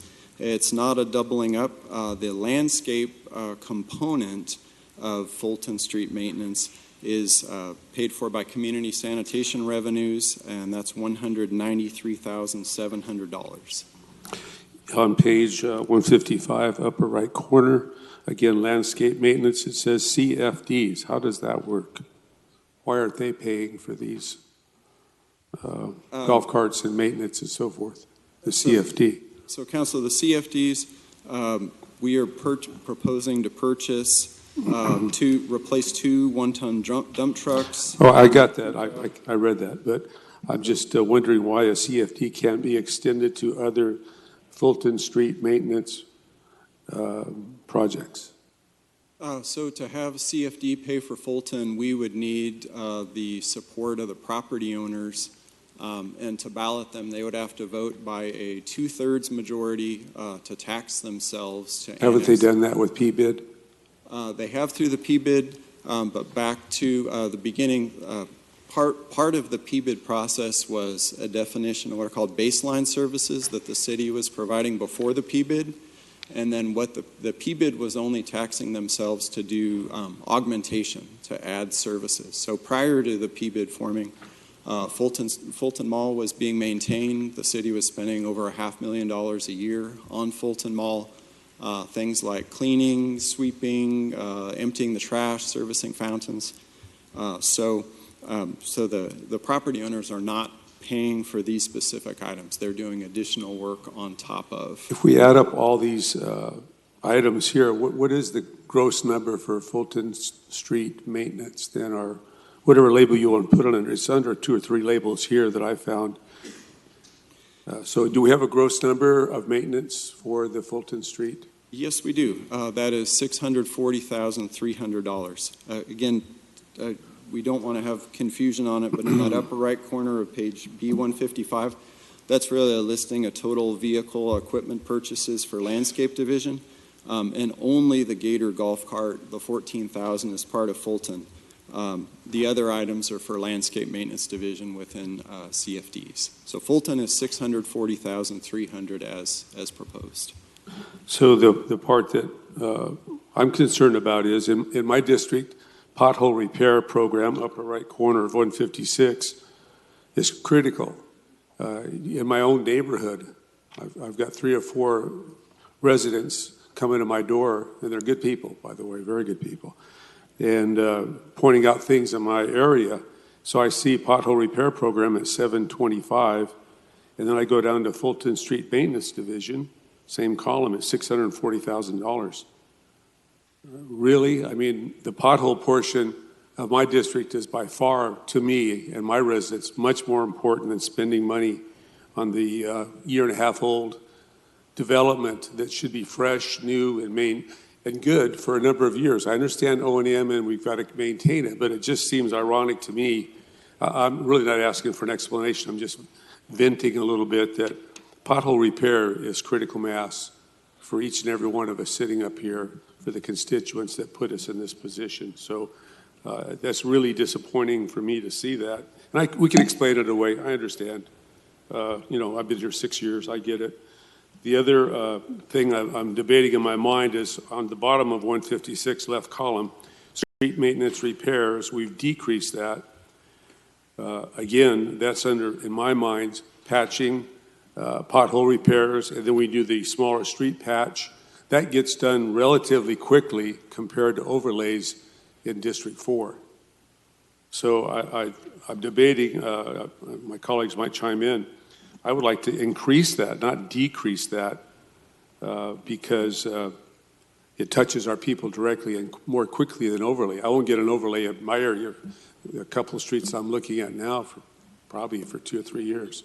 So with that in mind, I have encouragement up here.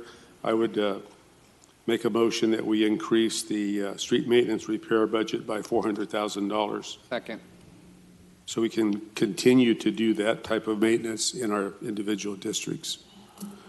Thank you for that support. The last question is on community sanitation 157. We have $1 million for local control program, litter control program, again, hard to see. Is that a complicated process, or why is there $1 million needed for that? Okay, Council, the litter control that is budgeted under the Public Utilities Department in solid waste. I realize it's not general fund, but I just need just like to know. And that is a very expensive, time-consuming process.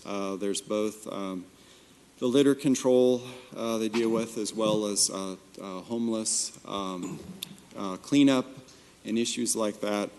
So this really funds a group within public utilities to go and deal with illegal dumping and litter control activities.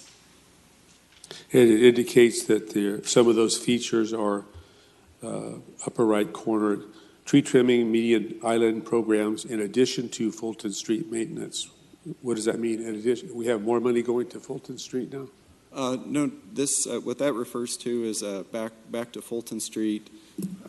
As Council had mentioned, 3 different funding sources for Fulton. Out of that $640,000, we talked about the general fund was $200,000. We have Measure C Flexible for $246,000, and then community sanitation is $193,700, and that deals with the blowing off of the sidewalks, the landscape maintenance in the area. The city's using community sanitation revenues to take care of that piece of Fulton.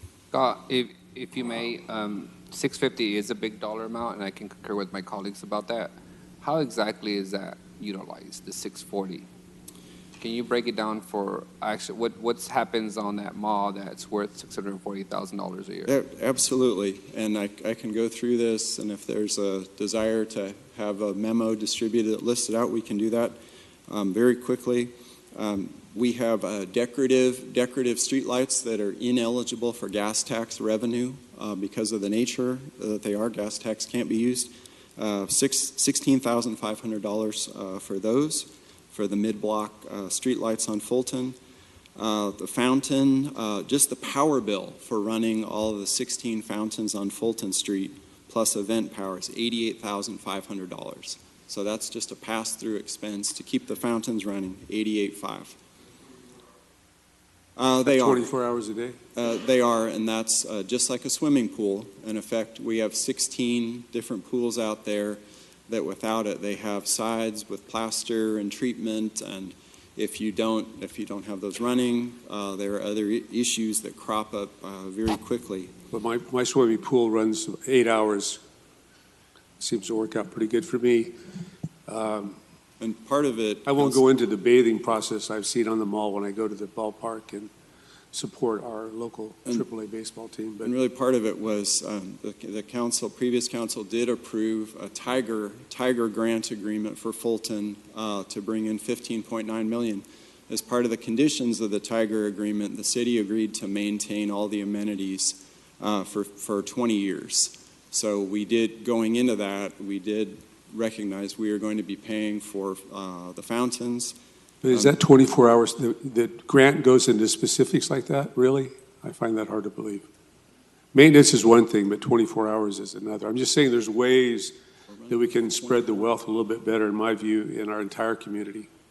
But We can that's look okay. at whether the fountains need to be run. Maybe Randall has that answer, but we can look at whether the fountains need to be run 24/7. Yeah, Council, I'd be just checking in with staff. They do ramp down at night. I don't know those hours, but we can check into the timer that's set.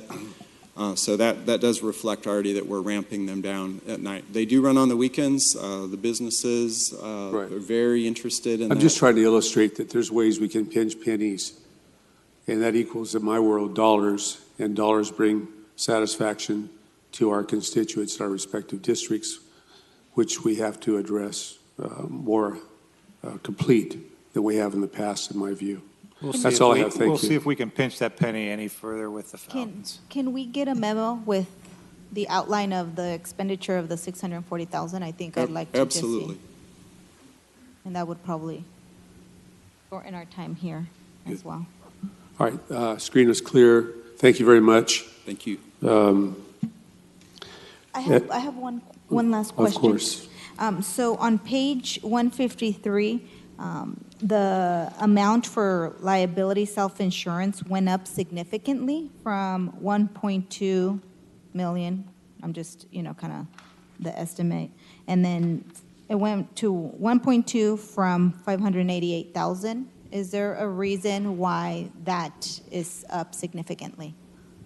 And Council did consider some items previously in closed session. There were some cases, as I understand, that were settled, and so this is a payment. It stretches out multiple years when there's a payment made through the risk fund on a certain case or claim, and then that stretches out over multiple years for the respective department to be paying that. But what do we need exactly for FY19 on that line item?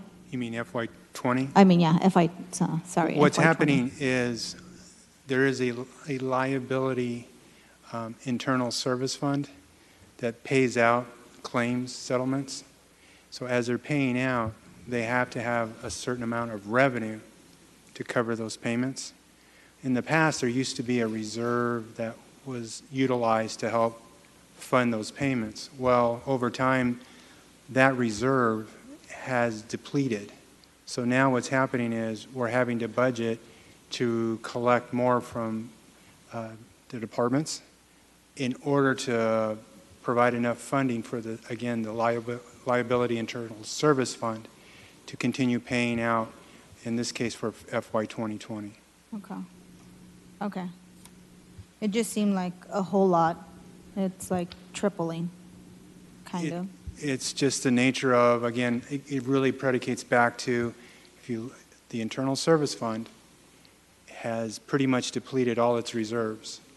But in order So are to we creating a reserve here with the 1.2? it's not so much creating a reserve, but it's enabling the internal service fund to have the backing of revenue to continue paying in FY20. And in essence, it's replenishing the SIR. At what point do we know how much money really we will be expending for FY20? Well, the SIR is $3 million, and so we have to replenish that on an annual basis to ensure that we have, because the SIR is in essence our deductible for our claims. And so we have to have that in place each year, and so we have to at least have enough revenue to support the SIR. And then we also have a certain amount, and you'll see that in the liability self-insurance fund, we have to have a certain amount of money in there in order to pay claims that come before council that are settled on an ongoing basis over the year. And then what happens to bill the charge is in essence, we take the overall claim history of each department over the last 5 years. We create a percentage from that, and then once we have determined how much revenue we need in order to support that liability function, we apportion it out according to those percentages. Okay, so it seems like the percentage for this department seems way high, but what I'd like to do and have, in the next few days, maybe a comprehensive summary of these charges and that the allocations for each department so that we can see it in one page, because I know that we talked about this under the police department and there was a significant amount as well that was allocated for. So I want to see the total dollar amount that we are budgeting for this fiscal year towards that. Yeah. So the total amount with the breakdown of each department. That And I would give believe me a better picture. we're preparing a memo with just that information on it, and it should go out, I believe, today. So in addressing the police department's increase, what you just described is what you're going to see. Perfect. That would be very, very helpful. I appreciate that. The two other questions. The McKinley project, are any of the dollars reflected here, or will they reflect at a later point when we get, how the state allocated like $3.8 million for infrastructure upgrades around the McKinley Blackstone housing development? Oh, yeah, thank you, Council, for clarifying. So the Public Works budget does not yet reflect the Blackstone McKinley project with the Lingo development. That great news became known after this document had been finalized. So what staff would plan to do is, with the agreement with the developer, then staff would return to council requesting approval of that cooperative agreement, and then bringing dollars into the budget just for the piece that the city would perform. So will those dollars cover other projects aside from what has been outlined in this existing budget? Yes, and I'd be glad to walk through. That included some sidewalk improvements on Blackstone Avenue. There are basically two gaps to fill. One is on the west side, north of McKinley up to about University. There's a lack of sidewalks there. And also on the east side of Blackstone, from just north of the BNSF railroad crossing, all the way pretty close to Olive. So it would complete the sidewalks on both sides.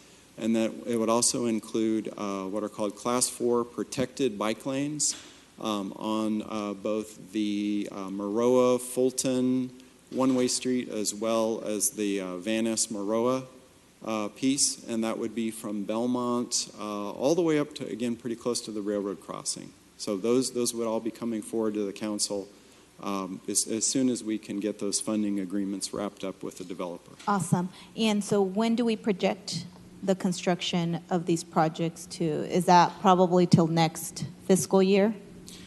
Correct. We would have then the design phase start in this fiscal year, and then depending upon, again, when the state funds are available for construction, we would be ready to go as staff in the 21 budget. Again, we'll want to confirm that those state dollars, that the AHSC grant dollars will be available at that time. Okay, perfect. And then my last question, with the Olive Streetscape project, I know that it's only a portion of Olive Avenue. Does this budget include any additional dollars for the repaving of Olive from, is it from from Roosevelt all the way to the 99? Because I know that there's still kind of a chunk that is pretty bad. Does it include any dollars for that? That's correct. This budget does include dollars for our street maintenance division to repave from Roosevelt over to Palm Avenue. We recently repaved, about 4 years ago, repaved from Hughes over to Golden State. And then I would caution against doing any maintenance kind of near the DMV Roading Park area, because that's a high-speed rail constructed overpass. So anything we do kind of from west of Fruit all the way to the Roading Park, the zoo entrance, would all be throwaway. And that Olive Avenue, that'll be great to be reconstructed as an overpass. When will that happen? We're working with High Speed Rail and Tudor Perini, their contractor, so they still have some challenges before them. Staff, we do not have a set schedule from the High Speed Rail Authority for when that would start, but it is within their contract. Do we anticipate 2, 3, 4, 5 years at all? I hesitate to answer that question. That is totally out of our control. Okay, thank you. Okay, appreciate it. Those were all my questions. I appreciate you, Scott. Thank you. Okay, the screen is clear. I think we took it out to the public. I just had one question, Scott, if I may. There was a line item, $3 million for stadium improvements. Can you walk us through that? I'm sorry, Council, $3 million for Stadium, in the capital list for stadium improvements? That is the reserve that was established with the new ownership group for improvements to the stadium, and the owners, the new owners, excuse me, contributed to it, and then we contributed to it, and by contract, that is reserved for improvements to the stadium. So are these the improvements they made this year, or future improvements for next year? Yes, that includes the improvements that were this year. So there won't be any new improvements? There might be. It just depends. That's why we're appropriating the remainder of the money. Perfect. Thank you. Thank you. Okay, the screen is clear at this point, although I'm sure we all realize that we reserve the right to come back to any one of these items once we have more information or more clarity to include motions if necessary. So I think we're finished with, for now, Public Works. And my colleagues and Assistant City Manager have urged me to take a break for the closed session, which we'll do at this time. We'll reconvene hopefully sooner than later. We don't have a time on that. So thank you for being here. Thank you for your patience. Please continue to be patient, and we'll be back. Yes, the closed session is pursuant to a special meeting notice. It's conference with labor negotiator concerning FPOA basic and FPOA management. And for the record, we just got the packet like 30 minutes ago on the dais. That's not something that should occur again.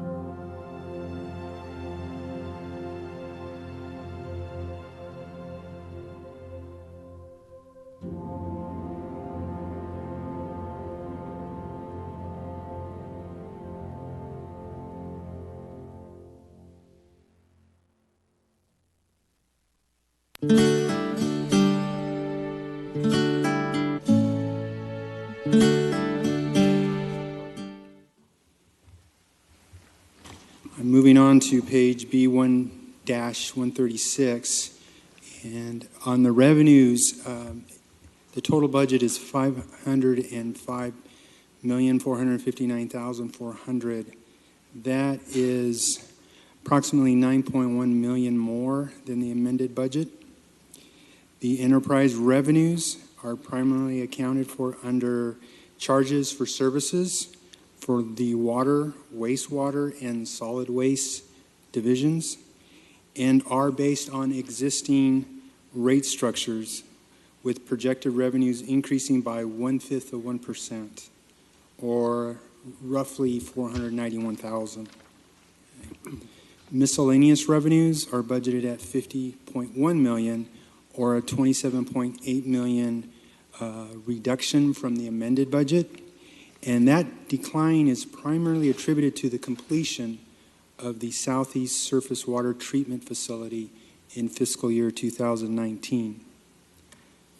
Moving on to their expenditures, specifically the non-personnel services, which is budgeted at 231.2 million, or 36.8 million decline from amended. And again, within that, there's a 2.3 million that corresponds to, again, the transfer of UB&C, as well as that 36.8 million reduction also encompasses the anticipated completion of various capital projects. That's the bulk of it. I'm going to move on now to material appropriations changes for the various divisions. And for starters, under the water division, there's an additional $170,000 in funding that has been added for licensing, maintenance, and programming support agreements required to keep site-specific and its supervisory control and data acquisition. And there are some vehicle and replacements for the water division, includes $720,300. The breakdown of those vehicles are listed on page B-138. Okay. Under the solid waste division, they do include appropriations for landfill tipping fees, convenience center, landfill remediation, along with other programs. And again, as I move on to staffing, there are a major decline, but again, that's accounted for by the reorganization of UB&C. So at this point, this is my high-level overview, and I believe the department and staff are available for any questions. Thank you again. Appreciate that presentation. I would want to point out one thing, and I want to make it clear, is that this budget does not reflect any increase in utility rates. That was my very next question. We're all most concerned with our ratepayers and answering their questions, but apparently there'll be no questions because there's no rate increase. Page 133.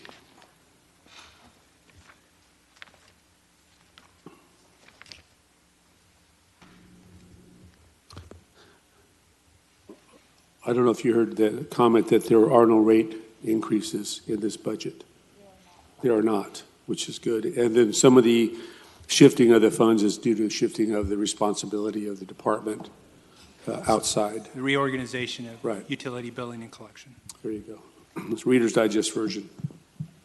So to my colleagues on the left, are there some questions that you might have?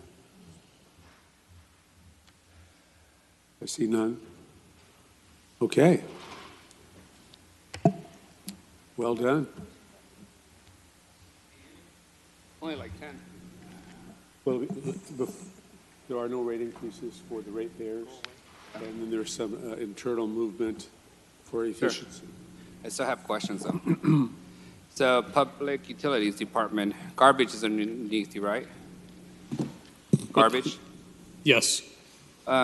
So we currently have the curbside pickup for residential customers, but not for commercial customers who live in condominiums or apartment complexes. What's our plan to address that inequity? Are you talking about Operation Cleanup? Correct.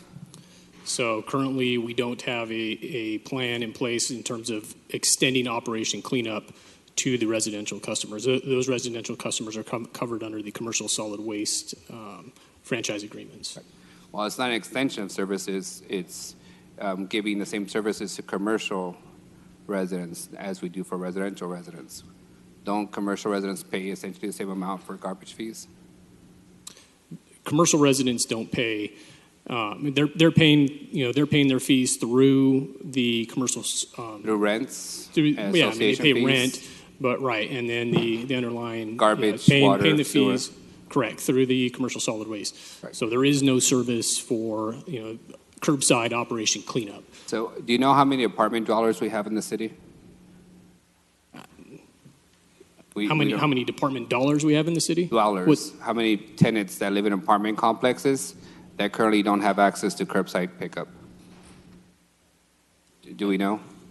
We can try to figure that out for you. Yeah, I'd like to know exactly how many residential customers, apartment dwellers we have in apartment complexes and condominium complexes that don't have access to curbside service like any other residential user. Okay. And I also like to know what's been the rate of increase for commercial garbage over the last 7 years, and how that compares to the increase in residential garbage in the same time period. Okay.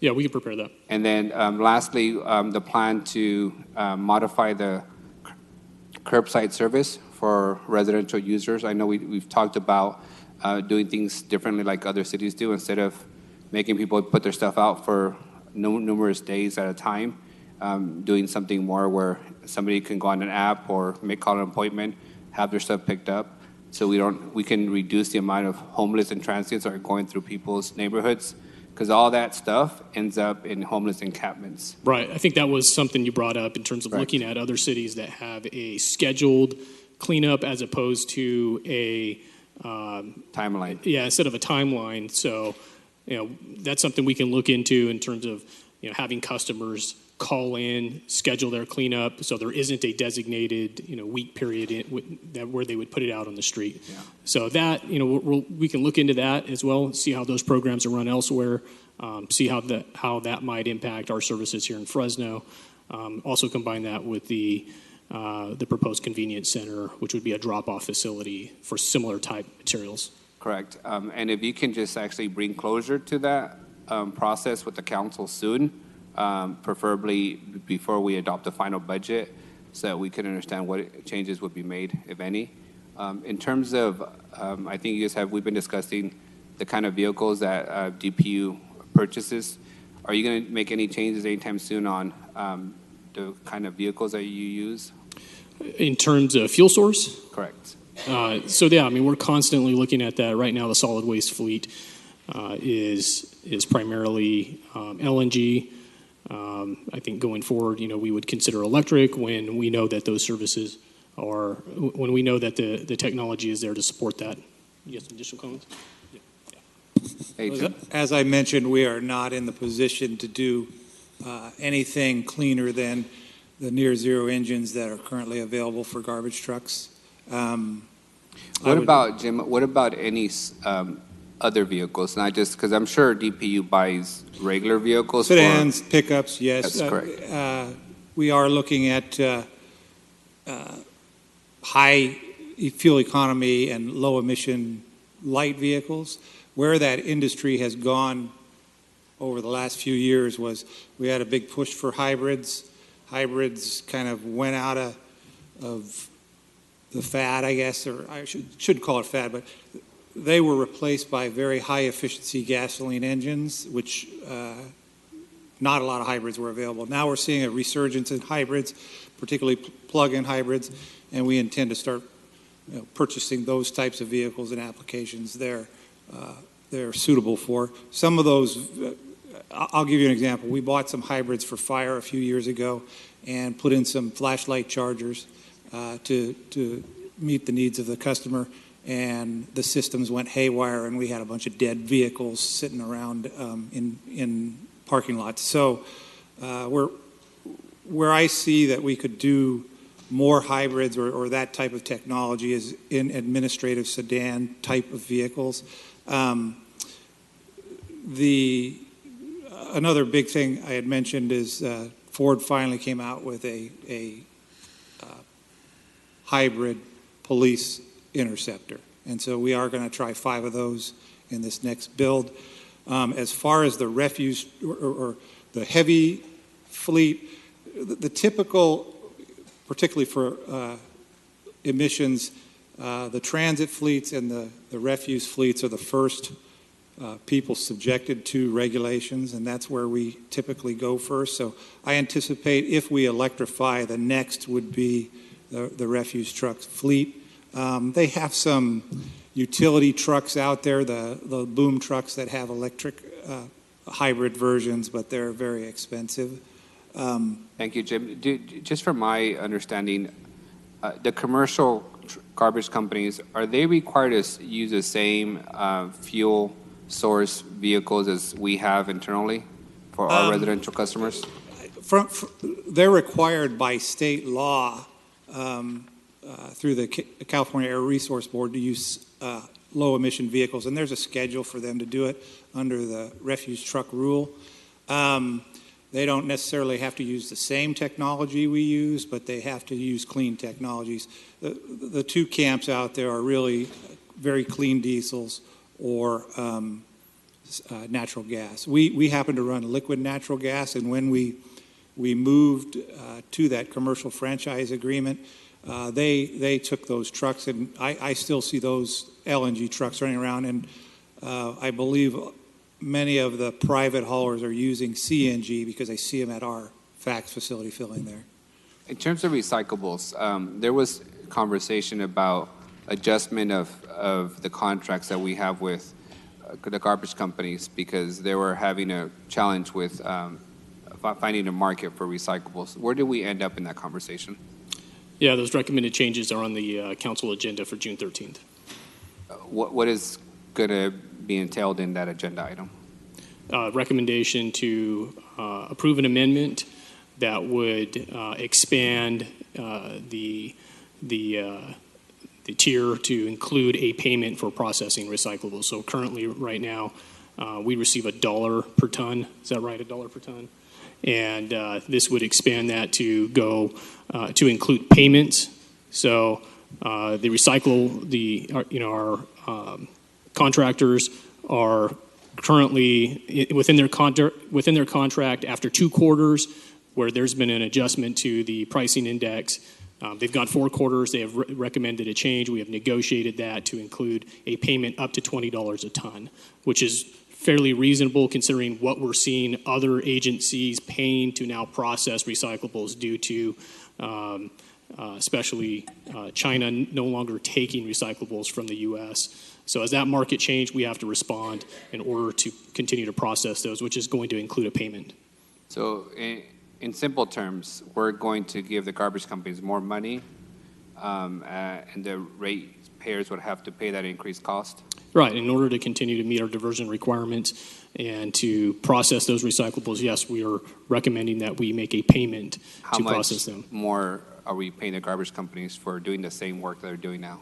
So I think the total impact right now we have about, I think we're seeing about 30,000 in revenue. Yeah, so at $1, so that's a revenue going from a revenue of about 30,000. We're anticipating that we are going to see about a $500,000 cost increase to process the recyclables. So you're asking us on the 13th, you're going to ask us to change the contract with the commercial providers, right? To give them $500,000 more. Sure, and I think some of the benefits in there, and we met. This is one of the reasons why we met and talked about it, is to maintain that contract because it allows us to, that if the economy recovers, that we can continue to move back towards sharing of revenues in that under that contract. So where exactly? It was suggested that the DPU contract or budget is remain the same, but on the 13th, you're going to be recommending that we spend $500,000 more for garbage companies for recyclables. Where exactly is that reflected in your budget? It comes out of the operating fund, out of the enterprise fund. So What it will probably impact the most is replacement of the refuge trucks.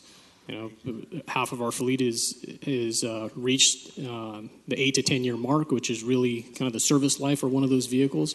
In the budget, we have 14 vehicles that proposed for replacement.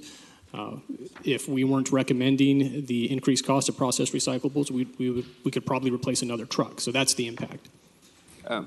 Budget Director, can you tell us exactly what page that $500,000 upcoming expenditures listed in? If you turn to page B-138, B-138, in bottom right-hand corner, it starts with Solid Waste Management Division. And then below that, I'll start with the landfill tipping fees. Yeah. There is discussion about the recyclables. See, where on the tipping fee, where it says here, when it comes to funds, it says, as such, the division has included an additional $913,500 in the FY20 budget to cover tip fee price per ton increases. Okay, I stand corrected. Go ahead. Council Vice President. This was the original submission. However, the department will be coming to you folks June 13th for the $500,000. I have a significant problem with that process. You've asked us to read these budget line items in detail. We're reading them. You're verbally suggesting that it doesn't reflect what staff is going to be proposing that we adopt. You're doing it in a meeting in the middle of budget hearings. Council President, if we can somehow just get a very simple document on all the different changes, anything that's different from what's been presented in paper to the council versus what's verbally being proposed by staff as they have come forward and presented to us, because by reading the budget, I would have not known that we're going to be asked to approve $500,000 more in tipping fees in next week. So, and I know you've met with us a couple weeks ago to walk us through the condition of the recycling market, which I appreciate, understanding the recycling market, but we're going off of the budget. I'm not convinced that people understand that we're going to be giving garbage companies a lot more money for doing exactly the same job, and that ultimately is going to come from their rate fees. And clearly the budget submitted does not reflect that.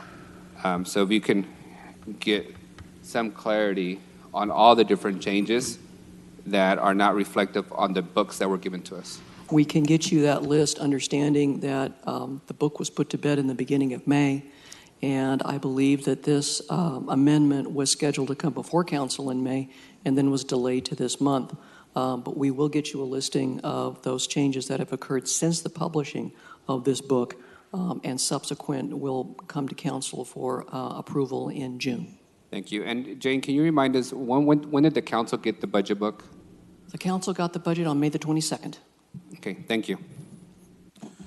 Next, we have Member Soria. So I have a couple questions. So one on the convenience center. I know that it's going to be located at Leaky Acres. Can you just give me an overview of the operation of it? When will it be accessible to its customers? How long will it take for this to get up and running and so forth? So right now we are wrapping up design on the facility. We do have to complete an initial study, mitigated negative declaration, so some environmental review to complete the design process, plan check, get it out to bid. Is that type of environmental review going to be enough? Because I know the negative declarations have gotten us in trouble before, council? Mitigated neg dec. In this case, we're comfortable with that? I'm sorry, what's the question? Well, because he said that we're going through. Right, we're going to complete the appropriate level. We're going to the environmental complete the initial review. Study. We'll determine we anticipate it's a mitigated neg dec, but we will work with DARM staff to determine what the appropriate level of review is for that facility and make sure that we have the right environmental clearances for the facility at that site. and then we will move towards bidding the project out, construction, putting together an operations plan. We do have some recommended staffing for that within this budget to get it up and running during the next fiscal year. During this fiscal year, it will. During fiscal year 20, the proposed fiscal year 20. Okay. Do we anticipate, is it going to be at the end of the fiscal year, or, because I'm assuming it's going to take some time to make sure that the environmental review, construction, and what's so forth. reflected when this budget was put together was with a goal of getting it up and running by October of this year. That schedule's pretty tight at this point. We'll do what we can to try to parallel some of the review processes, getting it out to bid with the hopes of completing the construction and having it ready in early 2020. Okay. Perfect. I had a question, just kind of a status. A few months ago, I think probably early on this year, I made a motion that was supported by my colleagues in looking at a study that would look at how we better monetize our recycling resources. Where are we with that? My interest was making sure that, if we have the opportunity to sell our water, which I know that in years where we have where we face significant drought, our neighboring ag folks would be willing to pay for it. Have you guys made the determination of where are you guys at, I guess, in terms of the study? It's a good question. A couple comments on that. So we are currently, as a member of the North Kings Groundwater Sustainability Agency, we are currently participating in the development of the Groundwater Sustainability Plan, specifically the City of Fresno's water budget, and determining, what is our position in terms of SGMA. Are we in a deficit? Are we a contributor to the aquifer? And once we establish that, we'll have a good idea in terms of what we need to mitigate in terms of our own groundwater pumping. In terms of the reclamation water out of the regional facility, we have gone through a very significant scoping effort, and this proposed budget includes $600,000 to support a reuse master plan that would answer that question. So that's the effort that we want to get out to complete the scoping effort and advertise a request for qualifications, hire a consultant, and go through that study, which is going to help develop a roadmap for how do we best utilize approximately 60 million gallons a day of effluent from the regional reclamation facility. Okay, good. So do we have kind of a time frame in terms of this fiscal year of how long this process will take? Yeah, I think that's going to be a very significant study. We are still waiting on the SGMA information. We will probably be able to get that out, advertised within the next few months. We're probably, before we get underway, I would imagine we're going to be in the 4 to 6 month timeline before we really kick off those efforts, the study efforts. And I would think by the time we could get back to council with that, somewhere in the 6 to 9 month time frame to complete the study, make recommendations, and present that and ask for approval on that. So this will be after you guys come to the council to ask us to initiate a Prop 218 process? Is that what I'm hearing? Because if you remember my comments last time when we brought this issue up, was that I would have liked to see, some kind of study to see how we better monetize our resources so that we don't go out to the ratepayer and ask them for more, where we can use some of these resources if we know that there is a need for them. Right. In terms of Prop 218, I think I think you're correct in terms of the feedback, which was public outreach, renewable resources, and updating the rate plans now that, we've closed out another fiscal year. And so that's really the effort that we need to complete in order to bring back the Prop 218. And so we'll look at near-term green energy type projects and whether we can incorporate solar panels and those sort of things at our facilities, and then the more long-term water reuse impacts and what does that mean in terms of our rates and future Prop 218s. So are you guys going to bring the Prop 218 process soon or no? I'm trying to understand that because that's one of the things that was important to me. I wanted to see this before we initiated the Prop 218 process because I wanted to make sure that our ratepayers have a complete picture of the resources that we already have that we could potentially use so that we don't ask them to pay as much. Yeah, I think for things like solar panels, the renewable natural gas, which this budget does show future revenues derived from that, those sort of things will definitely get rolled into a Prop 218. In terms of water reuse, I think that's a much longer term item and trying to understand where we're going with that. And so right now, totally not clear on in terms of water reuse, because water reuse could also include an investment in capital expenditures, so new infrastructures on how we can best manage and utilize that water supply. So it also could include agreements with other agencies.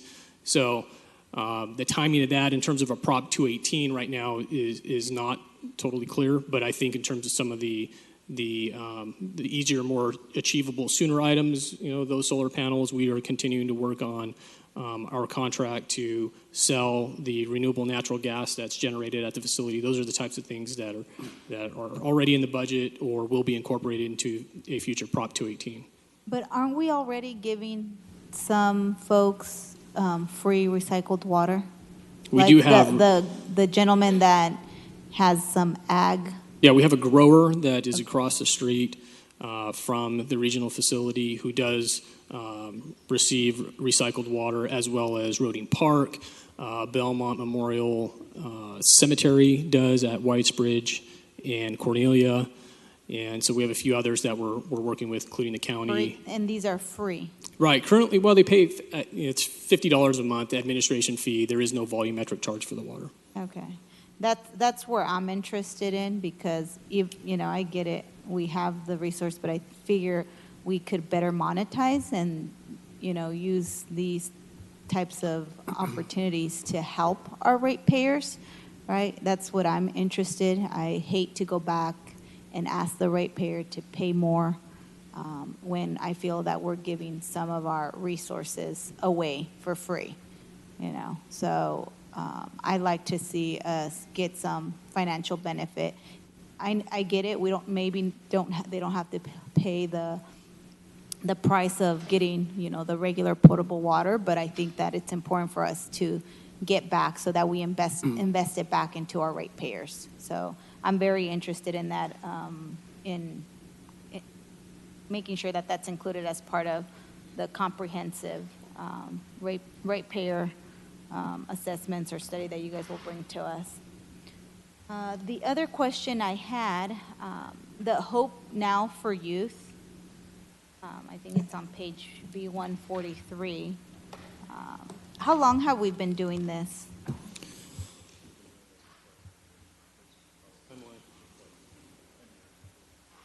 At least a decade. A decade. Yeah, so it's been ongoing. It's an ongoing partnership. How many folks do we serve out of, and what is it that they do? Jerry Schuber, Assistant Director of Public Utilities. Currently, we do not have Hope Now for Youth in our group. Unfortunately, we weren't able to get them because of the limited amount of hours we could give them. But we anticipate that we're going to be bringing them back this year, and that's why it's in the document. Okay, so we haven't had them? We have prior years, we have this year, we had them for the beginning of the year, but because we're only allowed to give them reduced hours under the Affordable Health Care Act, we keep the number below a certain hours. We can't give them a whole year's worth of work. Okay. So unfortunately, we only go through half a year and then we have to release them. Okay. Who are these youth? How do you guys do the outreach? Is it a specific organization that you guys? It's a specific organization. And Hope Now for Youth is the name of the organization, and they're young men and women who have had gang affiliation or they've had criminal backgrounds, and they're seeking employment so that they can get a leg up and move into the employment world. Cool. No, Yeah, I wanted to bring that up because many of you guys know I'm very interested in the workforce component, the training, especially of young people, and creating a pipeline for for them to become maybe potential city employees. And we have had that. So how many young people are you guys able to employ with that? With that funding? amount, we typically can do between 4 and 6, depending on how many hours they give us. So some of, well, what happens is we may employ 6 of them, then, and what will happen is they get full-time permanent employment somewhere else and they leave us. And so then we have a gap. Unfortunately, because of the shortened hours, we were only allowed to give them 29 hours a week. And a lot of them are looking for full-time employment. This might just be a window for them to work for a while, get a little bit of a work history, and then move on to permanent employment, either with the city or other. What kind of tasks do they do for They're us? typically working in our litter control environment. Some of them will work in our operation cleanup environment as well. So we get them accustomed to working around tools, around heavy equipment, and working with other people on those tasks. Okay, perfect. I like to see these types of programs, being invested in. Good. The other question that I had was on the janitorial services. There was an increase. I guess we went out. Did we go out? We went out to bid. And so just wondering why the increase if we went out to bid. Yeah, so Did we get several offers or what happened? yeah, we have 2, I think we received 2 proposals, and we will be recommending award of that within the next month. So we are projecting an increase in janitorial costs for the wastewater. The one that we selected was the most competitive, was the lowest bid, or the one that you guys are going to propose we give the contract to? Is that? Right. Yeah, there's a selection committee that reviews the proposals and makes a recommendation based upon their qualifications, their the cost of the services, if they've been providing services, how well that they have performed those services.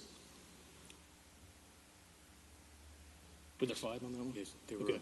were 5. Correct. There were 5 bidders.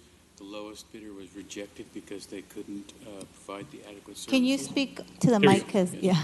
There were 5 bidders. Uh-huh. The lowest bidder was rejected because they couldn't meet the requirements of the contract, so we took the second lowest bidder for that contract. Okay, and that's And going to be. I believe that comes up before you next week. Okay. And is there, I can't remember exactly. Maybe next week or the week after. is there like a reason of the increased cost? Was it like minimum wage went up and that's why, or? I Can don't want you to speak discuss to- it here, but Okay. they were unable to meet the qualifications for the contract the next highest bidder could. Okay. Okay, perfect. Well, then I'll ask those questions when you guys Okay. bring it forward. Thank you. Just to follow up, Michael, so we can water bank, that's not in conflict with water sales, assuming the studies support that conclusion. We can do both. Water bank, Well, I mean, water bank is a specific effort, to bank water and to be able to pump that back out of the ground. In terms of sales, under our conveyance agreement with the Fresno Irrigation District, there are certain limitations in terms of what water can be sold, and there is an arrangement in place to do that. In terms of water, in terms of the effluent from the treatment plant, that's another aspect, and that's the specific piece that we are looking at in terms of, how do we best utilize that? One, to mitigate our own groundwater pumping. The first thing is, we need to establish what amount of water is credited back to our water budget. So as we bring it through the system, collect it, treat it, perk it back into the ground, how much of that is credited back to our water budget. So we're currently working through that as part of the groundwater sustainability plan. And then in terms of going forward, we have had some a historical contract with the Fresno Irrigation District where we do use our reclamation wells, pump that water back out of the ground, put it in the canal, and FID then takes that water. We've had to maintain that to reduce the mounding of water out there, currently not an issue. But going forward, we will relook at these agreements and how we utilize that water to comply with SGMA, and then in terms of any opportunities, whether that's selling the water or utilizing that to leverage it and make other surface water available that we can put into our surface water plans. okay, that's all I had. Member Chavez? Oh, I still had one more question. Oh, okay, sorry. You paused. It's okay. So I know last year's budget, if I recall, correctly, we had allocated dollars for like a water consultant or something like that. Am I recalling the information, like or a water lobbyist or something? No? Yeah, we currently have a lobbyist, and that contract is coming to completion, and we are working on the path forward there. So the city has a general lobbyist, and then separately, Well, we have a like lobbyist. 3 different lobbyists. We have a state lobbyist, we have a federal lobbyist, and then Okay. this water Well, at the lobbyist. state level, we have a general lobbyist, and we have a water lobbyist that monitors legislative activities in Sacramento. How much are we paying the water lobbyist? I think it averages right about $5,000 a month. Okay. Yeah, so that was my next question. So my next question is, can you speak to the accomplishments of our water lobbyist? Right, so they do routinely update us on legislative activities. Most specifically, I would think the one that stands out the most is the effort to create a water tax. And so being able to have somebody up there engage in those activities, informing us ahead of time, and being able to join in, whether we are in support or not in support of certain bills. If there are opposition coalitions, we may sign on to those. And so it's an avenue for us to have that connection to those activities that ultimately may impact our ratepayers or our water resources going forward. So that's why we have maintained that contract. We do communicate. I can appreciate lobbyists, I think that it is important that we have people in Sacramento because we can't be there every day to monitor those things. But in my perspective, I think that one lobbyist should be sufficient in the tracking of water legislation. I don't even think, I'm sure, and I know our state lobbyist, Greg Campbell, but I still don't know what they have done. I think it's probably going to be wise for us and for this council to hear spelled out exactly what is the return in investment that we're making. So if this budget includes that, I will tell you right now that I'm hesitant to renew anything unless you guys can demonstrate to me that they're worth the investment. I think that if we want to combine it with our state legislative lobbyist, that is our general lobbyist, I'd like to consider that. And maybe if you guys want to share the cost so that they also are tracking if that's how you guys want to do it. So we pay a little bit out of DPU to make sure that they're also doing the water, but I don't see why we should have 2 different folks for it, unless you guys can demonstrate, hey, they've gone after, grants or lobbied for us so that we can get additional resources. That's a different story. So I'm very interested in kind of the rate of return in terms of our investment. And actually, council member, I had asked Mike to do that very thing just about two days ago, to get with our state lobbyists and to see what kinds of overlap there might be and whether or not there might be some savings achieved. And so I've already kind of given Mike that direction, but thank you for that. Yeah. But yeah, we were already thinking that way. Because I was hearing that our state lobbyist contract was going to be up soon. So I would, submit to you guys that you guys ask them to come and that they have a report ready. I will say that at least when you compare our state lobbyist to our federal lobbyist, at least we get a summary once a month from our federal lobbyist. I have yet to hear from our state lobbyist since we first issued the contract.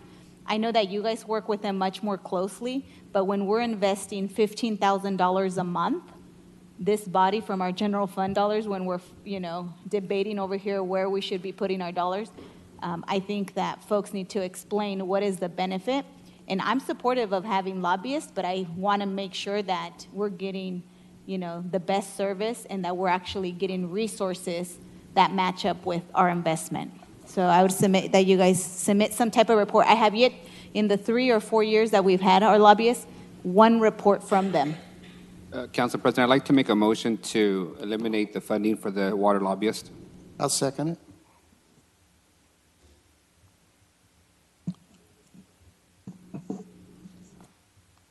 And those were all my questions. Thank you. Councilmember Chavez. Hey, Mike, quick questions, two quick questions. So on the convenience center that we are requesting this, you're requesting this year, so that's over at Leaky Lakes by the airport, right? Leaky Acres. Leaky Acres. What happened to the proposal we had floated previously where we were going to have satellite drop-off stations? Did we abandon that, or is that still going? Is that separate? This is it. This is the first one. So then what's the plan for expanding this? Yeah, I think the plan is to still to expand and have additional facilities throughout the city. But the goal is to get one up and running. Once we establish that, then we can, and we are continuing to look at other sites where this might be feasible. I mean, it's a type of facility that needs to be, there's a lot of consideration into locating it and making sure that it's going to be a good fit in that neighborhood.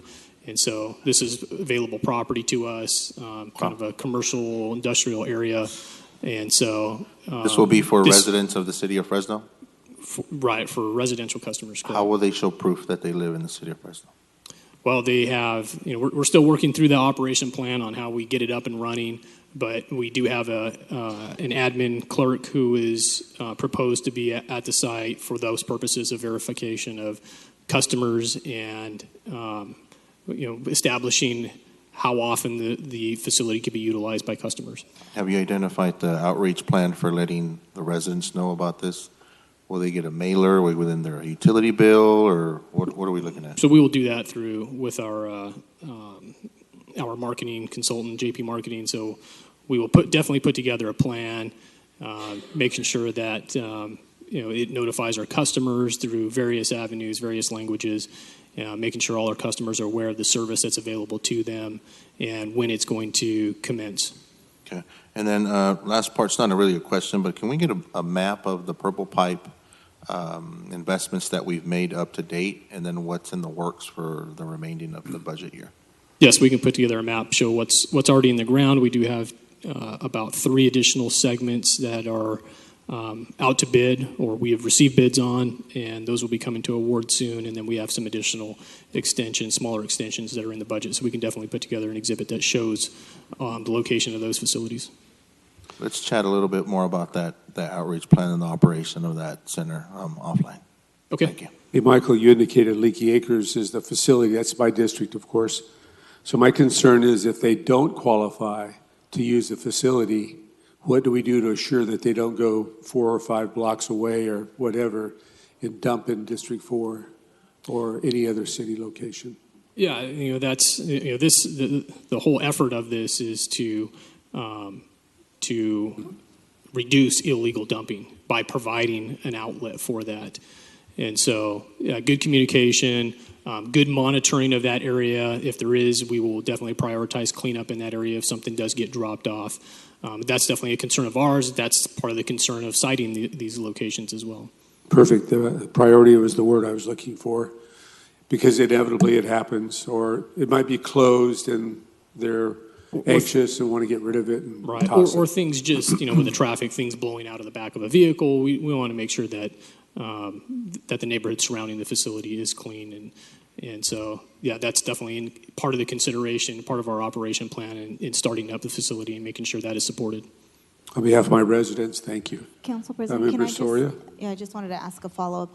On the convenience center, is it going to be available so only to customers? So kind of going back to Councilmember Arias' concern about apartment dwellers, what do we do about them? So they may hear that there's a convenient drop-off center and they may want to drop off their things. Have we thought about maybe instituting some kind of program where they pay a nominal fee to be able to drop it off? Have we thought about that? I would hate for my colleagues' district to become kind of the dumping zone because they think they can and then they get turned away.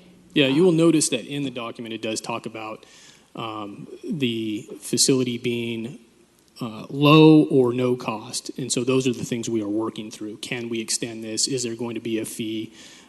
So we're definitely working through those details. Right now we're working on site development, environmental, how we're going to staff it and get it up and running.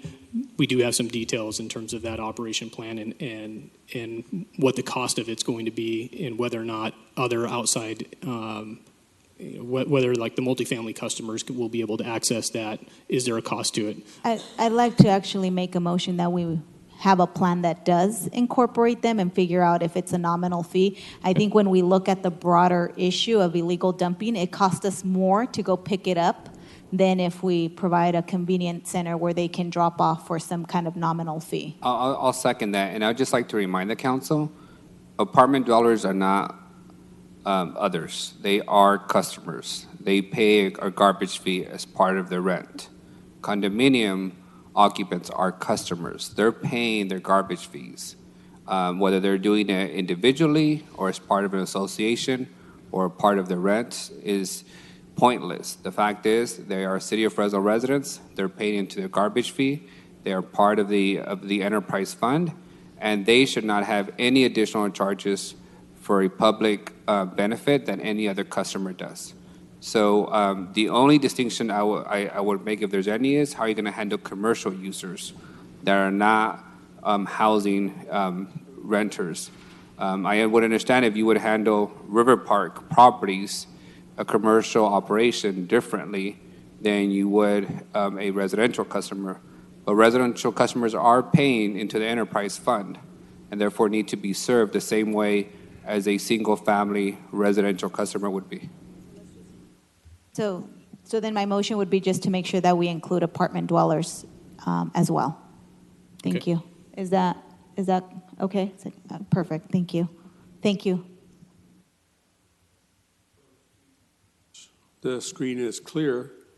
So anyone in the public wish to come, thank you, Michael. Anyone in the public wish to come forward and comment on this issue, this is your opportunity. Please come forward and give us your name and address. You'll have 3 minutes. Seeing none, we'll close the public portion. DPU, thank you very much. Well done. And now we'll move on to Durham.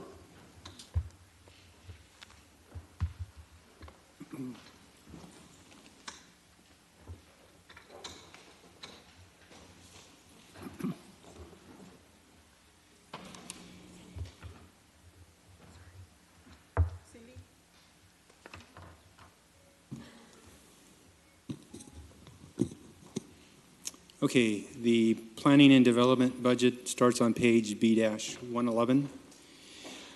Their primary funding sources include the general fund and special revenue grants.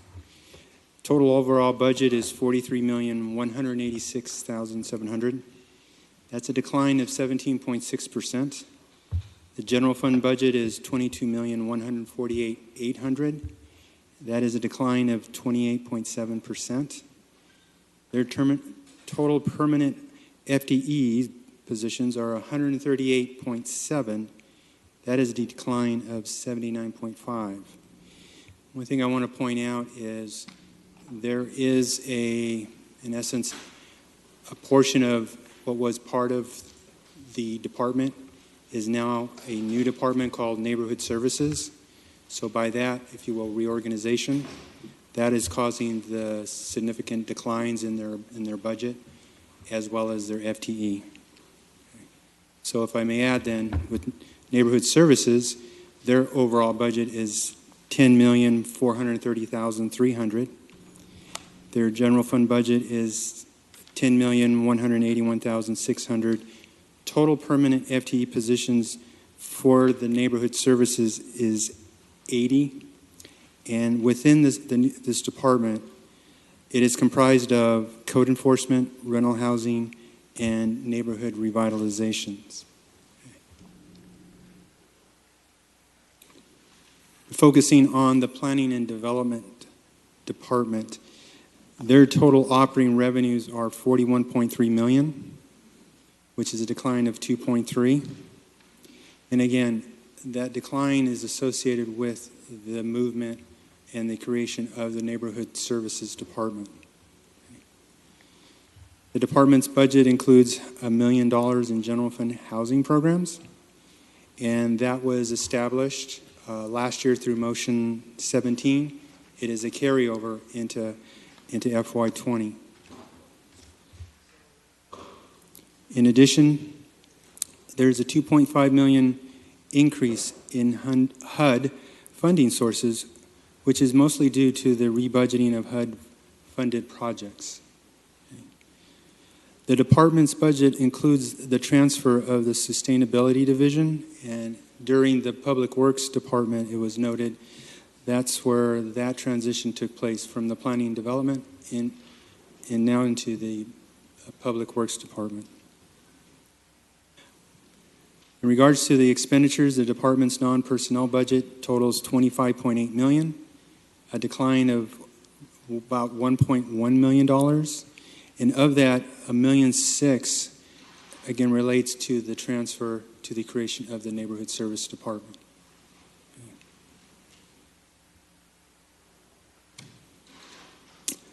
I'm moving on to page B-116, which is the HUD funded activity.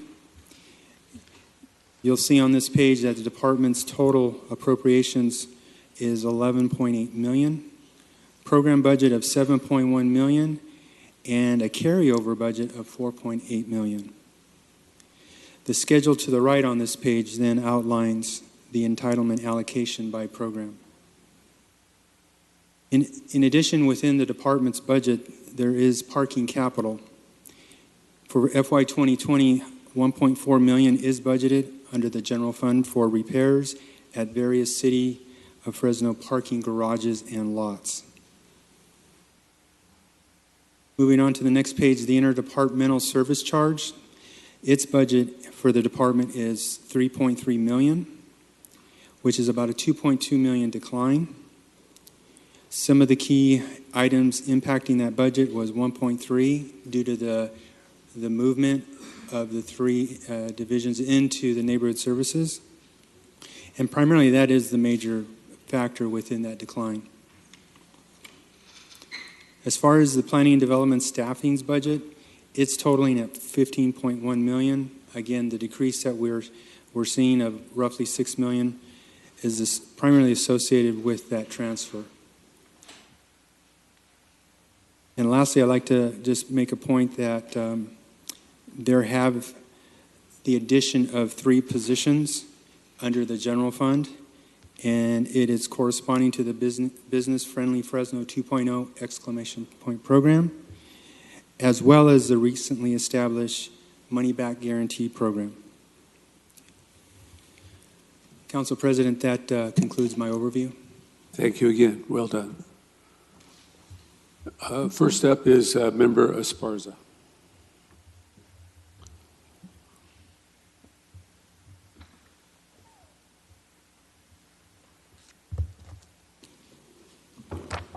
Thank you, Member Bredefeld. You're up. I don't have any questions yet. I just wanted to kick this off with a few motions. So I think looking around the city, folks in all parts of our city are paying more than half of their income in rent. A lot of our tenants around here. And that's in all parts of the city, east, west, north, south. And so I think affordable housing ought to be a greater priority for us. I know we have $1 million set aside carryover from the last budget, but I'd like to see us do more. In solving our housing crisis, I think our role, part of it is finding ways to increase the market supply of housing. That's market rate, it's affordable, it's mixed income. And so I have a few ideas, and in my district specifically, my priority is revitalizing Blackstone and seeing housing there come to fruition. So my first motion, I hope I can get a second on this one, is to, I move to add $1 million, $1.2 million actually, 1.2, for affordable housing funds, very similar to the motion that was made in the last fiscal year. So adding 1.2 for a total of 2.2, the 1 million carryover plus the additional 1.2. I'll second you on that. Do you have a source for that? That's going to be the first question I hear from the administration. We will reconcile the budget in the coming days and weeks. The second motion I wanted to make, kind of in tandem with this goal of increasing our housing stock here in Fresno, wanted to make a motion for $85,000. This will be to contract consultants to conduct a tax increment financing analysis here in the city of Fresno.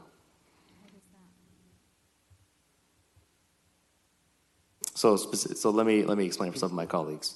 So you've heard me mention enhanced infrastructure financing districts. You've heard me mention community revitalization investment authorities, opportunity zones, capitalizing on these different tools that are provided to us by both the federal and state governments to capture tax increments as property values increase and utilize that in a variety of ways, but specifically the way I have in mind is for affordable housing. And so the $85,000 would go to contracting a consultant to provide a formal analysis of what that would look like here in the city of Fresno. That was second by Member Chavez. Fantastic. And my last motion, somewhat related to housing. So with our existing housing stock, we have all of us as council members, I think one of the biggest issues we face from our constituents and just in general is the quality of our housing stock. And I know we have our programs here in neighborhood services. I know I myself wish that the neighborhood services and that component, code enforcement, were a bit more responsive to council concerns, since we're the ones who are, the constituents are breathing down our neck every day of the week. We're getting the phone calls. I know we've had kind of some preliminary discussions about moving code enforcement over to the city attorney's office. It looks like you did parse out neighborhood services, and I appreciate that effort. But my last motion here, the third one, would be to move neighborhood services under the city attorney's office. So all the functions, powers, and resources. Second. And that'll conclude my comments for now. Thank you very much. Member Chavez, it's your opportunity. I don't have any questions. Just want to make a motion to include the Lane neighborhood and the Burroughs neighborhood under the neighborhood revitalization team. Thank you very much. Member Arias? Second, Member Chavez's motion.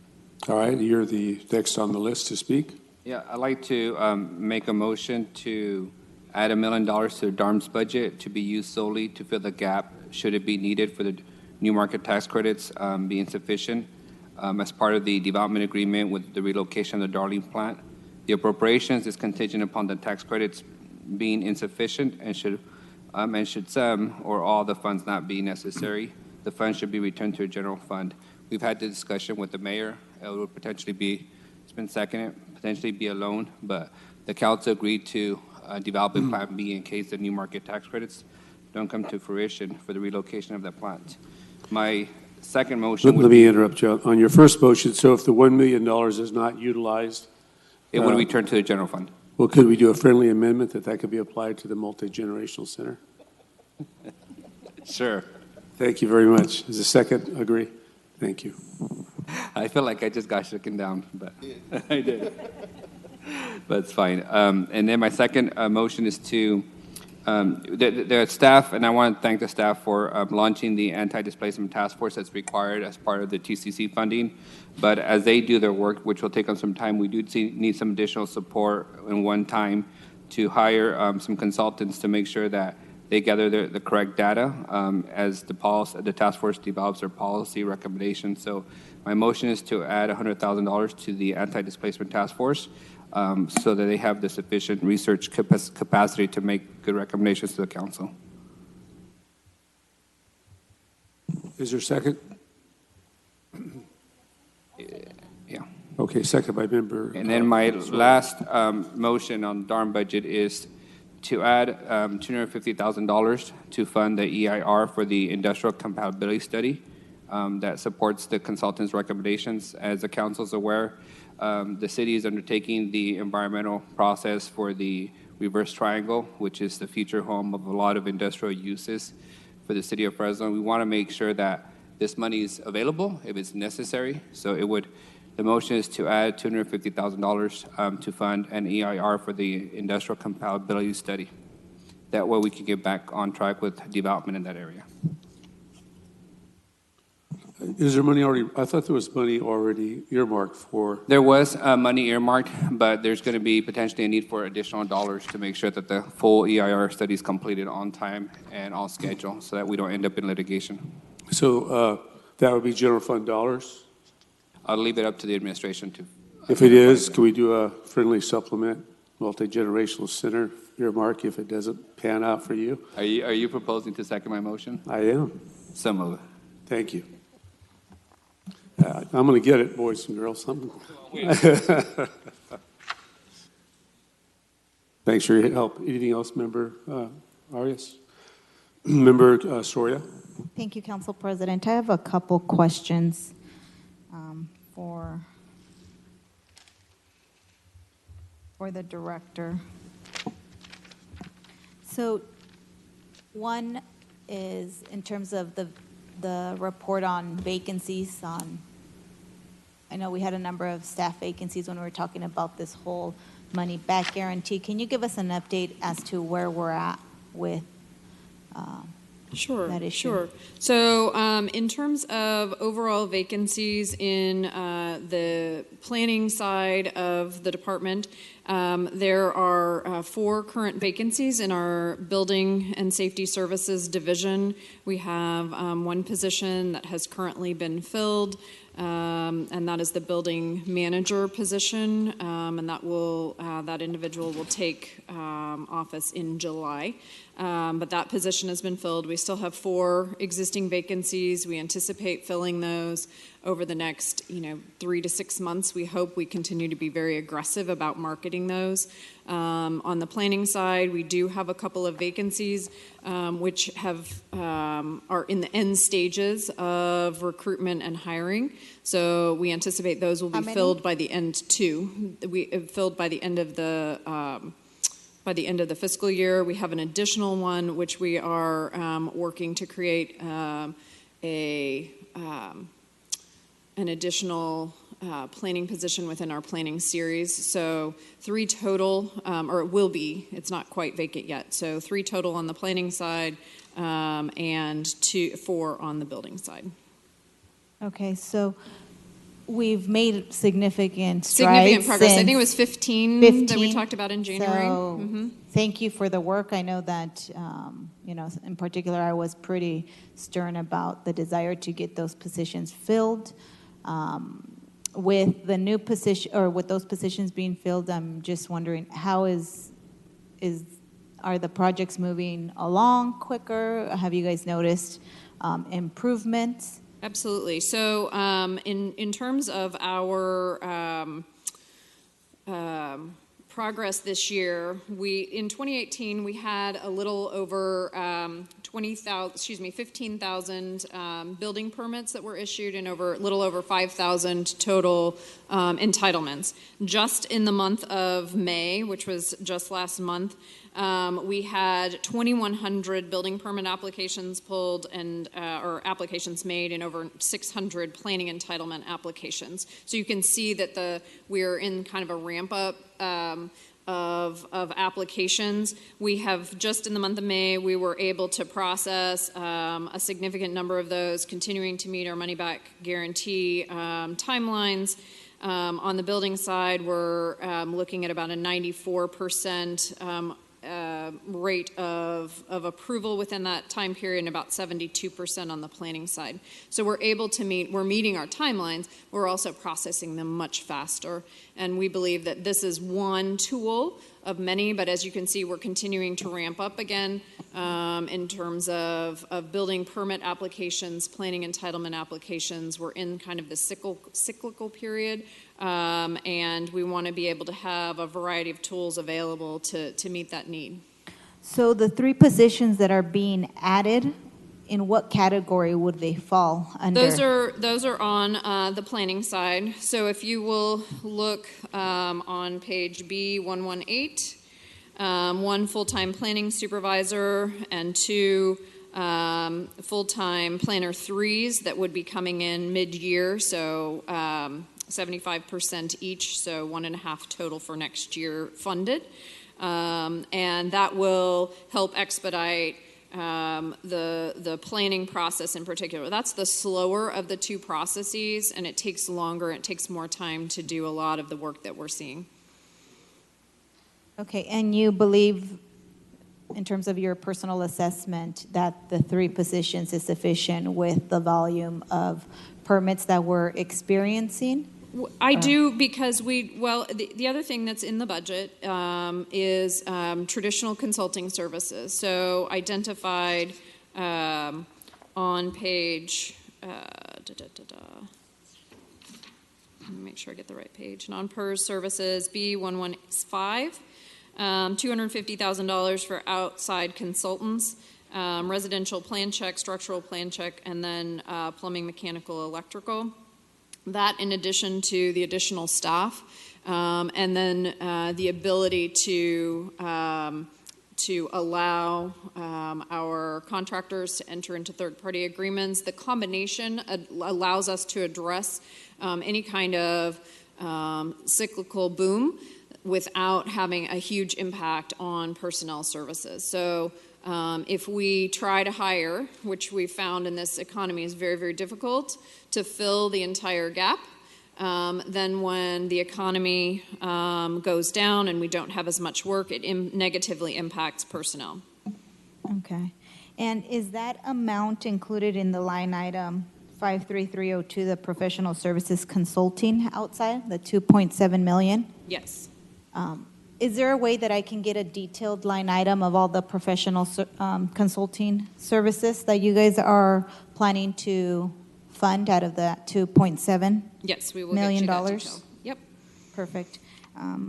The other thing that I had a question about, there's a $390,500 for smart parking meters in downtown Fresno. Right. Is that, have we gone out to bid, or what is happening? Can you give us an update on that? Sure. We have gone out to bid. We are down to our two last competitors, or we're down to selecting the last two, and we're actually adding in a component of not just what is the product and what is the price and what is the timeline to implement, but also an actual field testing. So we'll be field testing the best two potential smart meters and evaluating those, and then coming back with a recommendation once we see how they operate in the field. What kind of parking meters are we looking at? Are we looking at the ones where you stick in the credit card, or are we looking at more smarter meters? Because I know that we are way behind. I've gone to cities where they have the magnet thing, I don't know, underneath the pavement. So if someone can speak to that, that would be great. Yeah, absolutely. Thomas can give you an update on what kind of technology we required in the RFP. Perfect. So the two finalists that we've narrowed it down to are the traditional credit card enabled meters. We also required them to have a vehicle occupancy sensor so that has the analytics of when a vehicle is parked at the meter and so on. Separate from the parking meter process, we're also close to finalizing an agreement with Park Mobile, which is one of those online payment apps. And so the credit card meter will integrate with the app so that folks that are coming downtown will be able to look at the app, potentially purchase payment for parking on the app, but also see real-time data as to where there is available parking downtown. On the back end of the parking meter system, we'll have rich analytics to be able to share with you, share with business owners and so on about what occupancy and turnover looks like everywhere on the curb where we have these new meters. Good. I'm glad, finally. Thank you. Thank you for that update. Positive news. It's always Thomas, the sensors, how does, I mean, I've been to cities where they do that. You can't fool it with putting more quarters in and staying more than 2 hours. How does that work? Is that part of the meter? Or is it, I mean, what kind of technology is that? The technology has evolved over time. Most of them that you see now, the sensor is actually integrated into the meter itself. It used to be underground, then it was on the pole, but now the technology's changed enough, it's just integrated into the meter head. Oh, great. That's even better than the ones I used to just back up and move forward again, and it was all good to go. Fantastic. Exactly. All right, thank you. Next is Member Brenna Field. Oh, I haven't finished my questions. Well. Sorry. So another question on that same page where it says it outlines the consulting number. There's also contract extra help. What's the difference? Why have you guys put it in different line So items? those are typically our interns. We have a lot of temporary help that comes in. We have interns from Fresno State. We have other planning interns that come in over the summer. We're also working very closely with Fresno State and City College to identify opportunities for engineering students, which seems to be one of the places that we have the hardest time hiring, as well as City College is reinstituting their plan checking series, and that's another place that we've had difficulty hiring. And so having opportunities for those students to come work at the City of Fresno, learn what we're doing, and then potentially hire them at a later time is really what we'd like to see. That's awesome, and I obviously support that.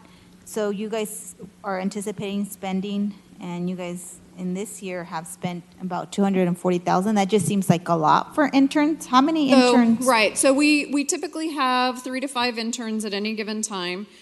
We also have contract extra help when a position goes vacant, and then someone comes back in to backfill it, either a retiree or we bring in someone in the temporary role until we can fill that position. So it's really just temp help when we're trying to fill positions. So we've had a lot of that this year because We've had a lot of retirements, and we've had a lot of positions that we needed to temporarily fill while we were trying to get through that recruitment process. Okay.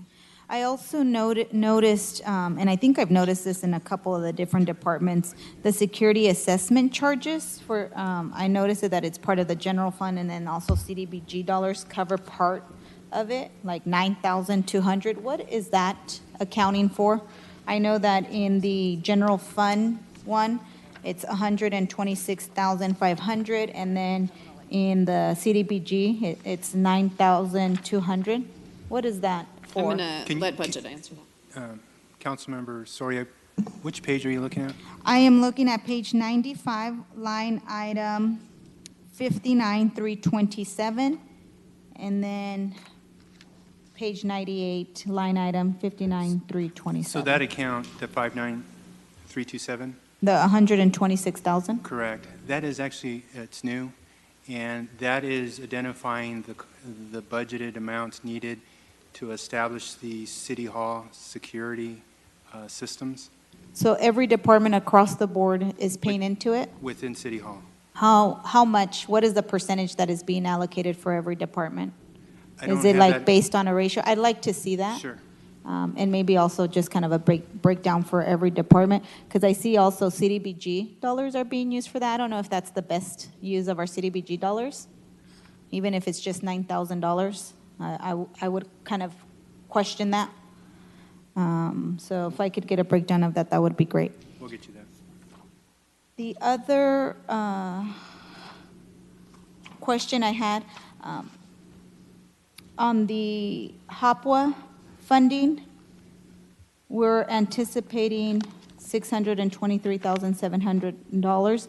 Is this just the dollars that we already kind of Correct. what we're going to be funding, or? So the HUD budget is wrapped into the Planning and Development Department budget, but the full explanation is under begins on A19, but this is the budget that you approved earlier this year, and it's simply wrapped into this final budget that goes for adoption. However, it was already approved. It's already been submitted to HUD. We anticipate approval of that soon. Okay. And then just a couple questions. I know that regarding to Neighborhood Services Department, is that, did we already do a presentation on that, or? I just did a high overview of. So I this, can, but- okay, perfect. Just a couple questions kind of on the data or lack thereof data, of available data regarding code enforcement cases. How is the share of information reported through Fresco transferred into Excella going? I know that, especially my office is very, very busy. I don't know how the other offices work, but we get a lot of calls every single day, and there's a lot of frustration, at least on our end, to be able to get quick updates on like the statuses. Some cases go on forever, like have no update. And so I'm just wondering, where are you guys in terms of integration, and how is that working? Absolutely. We're still working with the consultant on the integration between Fresco and Acela, and they're working with a number of cities in the state of California. So we're still struggling with that particular piece. Right now, our staff actually manually transfers the information from Fresco into Acela to create the case. There have been over 7,500 Fresco requests since July 1. But we've opened over 10,000 cases. So there's still more cases that are being opened by the staff than we just get from Fresco.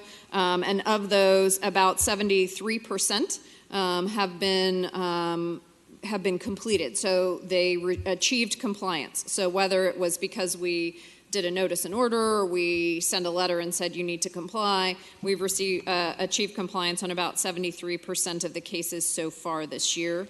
But the data, obviously, we continue to work on trying to get more accurate and more up-to-date data. But if there are any specific cases, always feel free to reach out to me or to Kelly Furtado, and we will get back to you with that information as quickly as possible.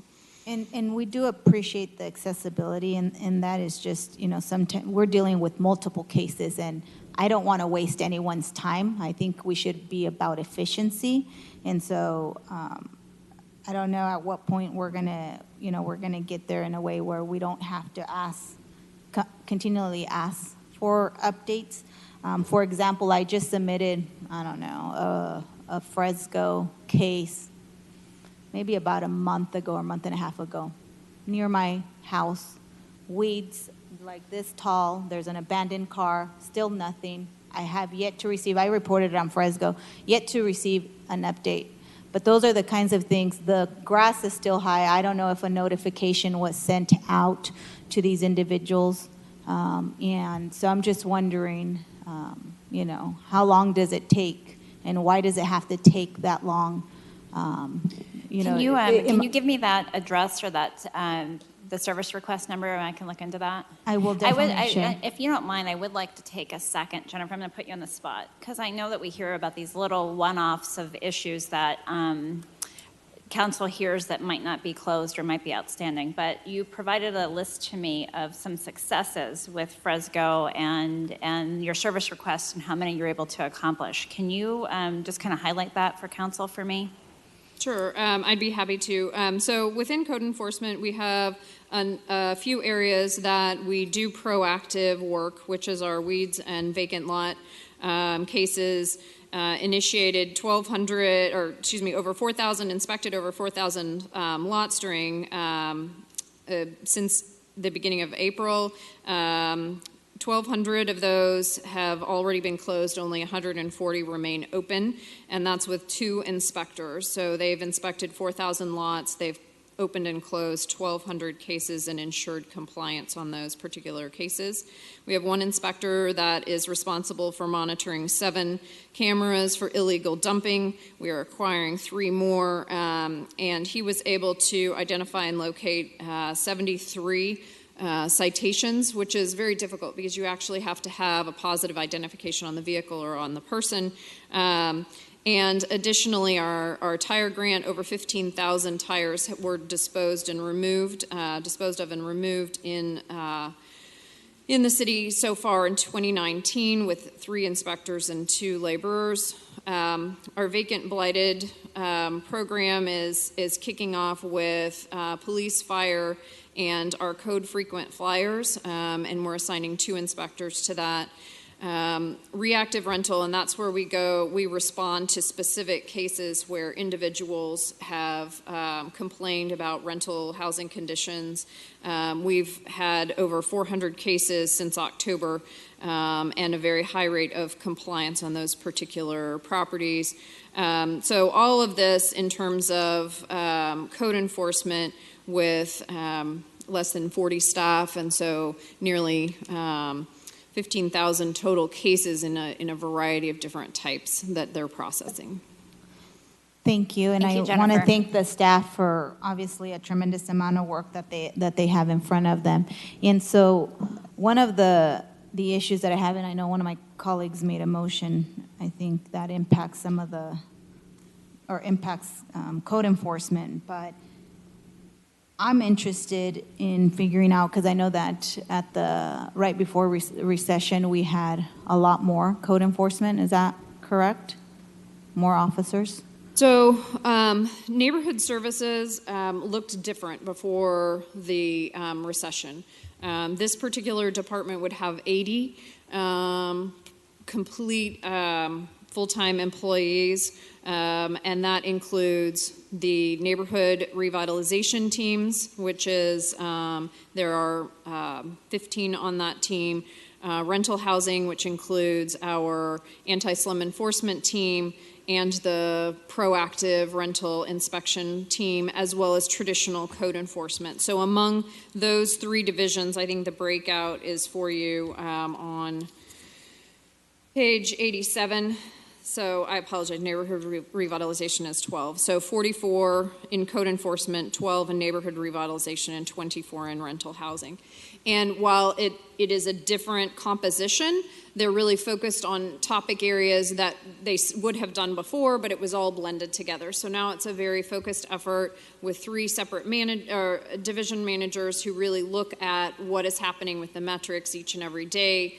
What cases do we need to get people out there to observe and to evaluate and to close and get successful compliance with the property owner? Of course, that's always the goal, is successful compliance and get the property owner to actually do what needs to be done to bring the property up. So prior to recession, what was the number of code enforcement? I can't speak to you prior to recession. Did someone know? Enforcement. I don't know right off the top of my head, but we can obviously get that information. I'm just interested because I feel like this department has been given a lot more responsibility and very focused, right? As you mentioned, maybe the code enforcement folks at that time used to do some of the same work, but it wasn't as focused. And so I'm just interested because I know that neighborhood services code enforcement is probably one of the most, aside from potholes and repairing sidewalks, what people really want to see, things fixed in their neighborhoods. And so I'm just curious, do we have enough resources within the department to really accomplish our mission, which is really to make sure that we're providing good neighborhood services, improving quality of life, which improves, property values, improves, our property taxes that we get. So I'm just trying to make sure that we do have the right number of folks on the ground in the neighborhoods doing the work that they do. And I'm very impressed, obviously, on the tremendous amount of work that your team has done. But obviously, there's a lot of needs out in our community. So I'm just interested in that and seeing if we need any additional code enforcement officers. Councilmember, I'd like to thank you for recognizing the work of the department. It means a lot to us. Thank you. So the other questions I have are related to housing and HUD and CDBG, which you guys know is my favorite topic.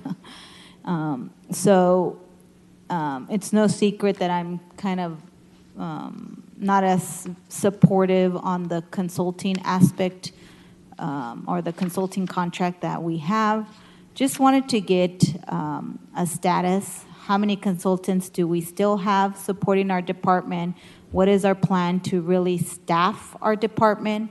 I know when it comes to housing, my colleague made a motion. I'm interested in really seeing a robust housing division where we're doing a lot more than what we're doing. And I know that at least a few weeks ago, I knew that there was like one person for the housing that was managing our housing grants. I don't know if that's changed. I know that we have consultants that may provide some assistance, but what's kind of the breakdown of the consultants that we have, and what is our plan to make sure that we really fill these positions so that we have a staffed up division?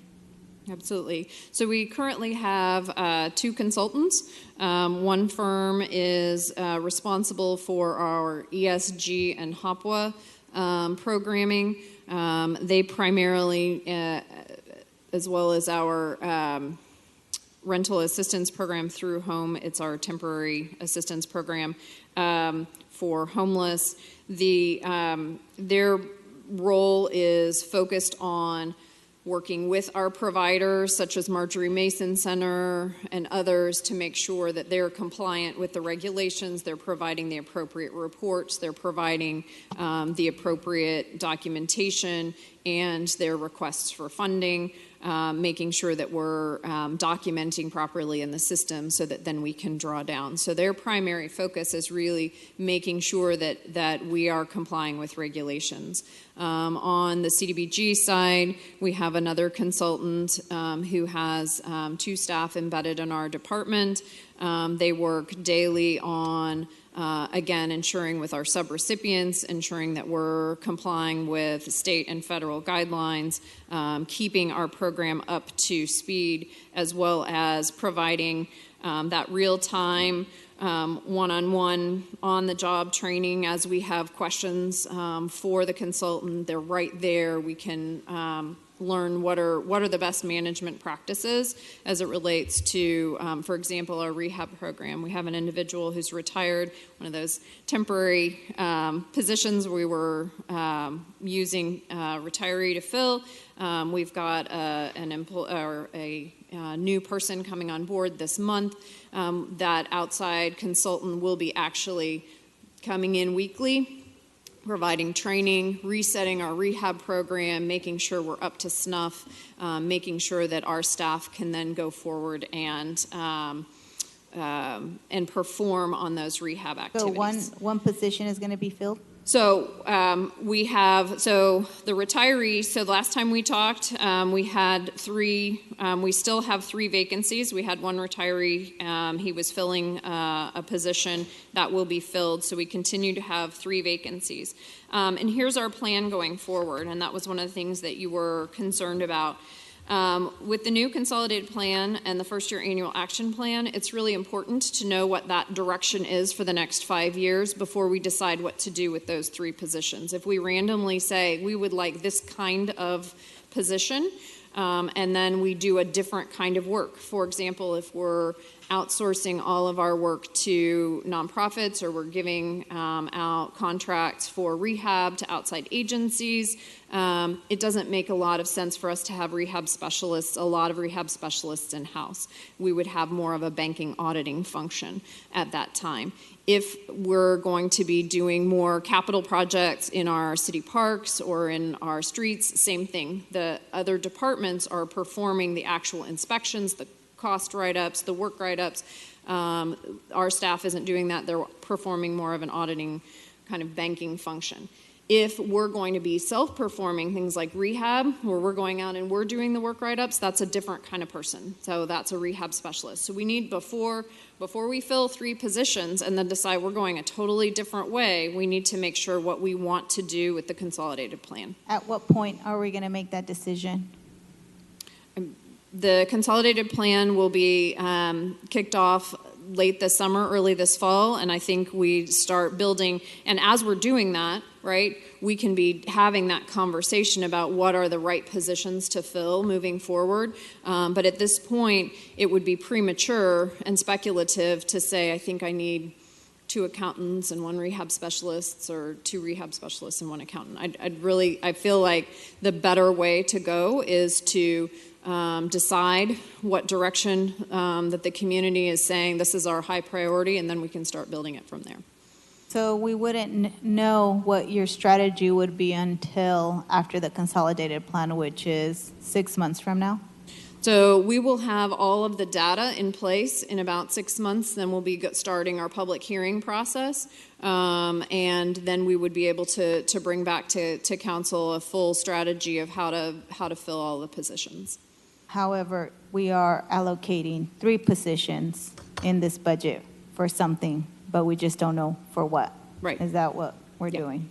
Yeah. And we're fully funding them even though they may not even be hired until, I'm anticipating probably half into the fiscal year. The PCNs are reflected in the budget. We will we continue to assess what funding is available to ensure that we're getting those dollars out into programming until we have those positions ready to go and we're ready to fill them. When are we going to end the contract with the consultants? So those will be up for renewal in a year. So we would need to make a determination sometime in the spring as to whether or not we were going to either renew, go out for new bids, or cancel the contracts. Yeah.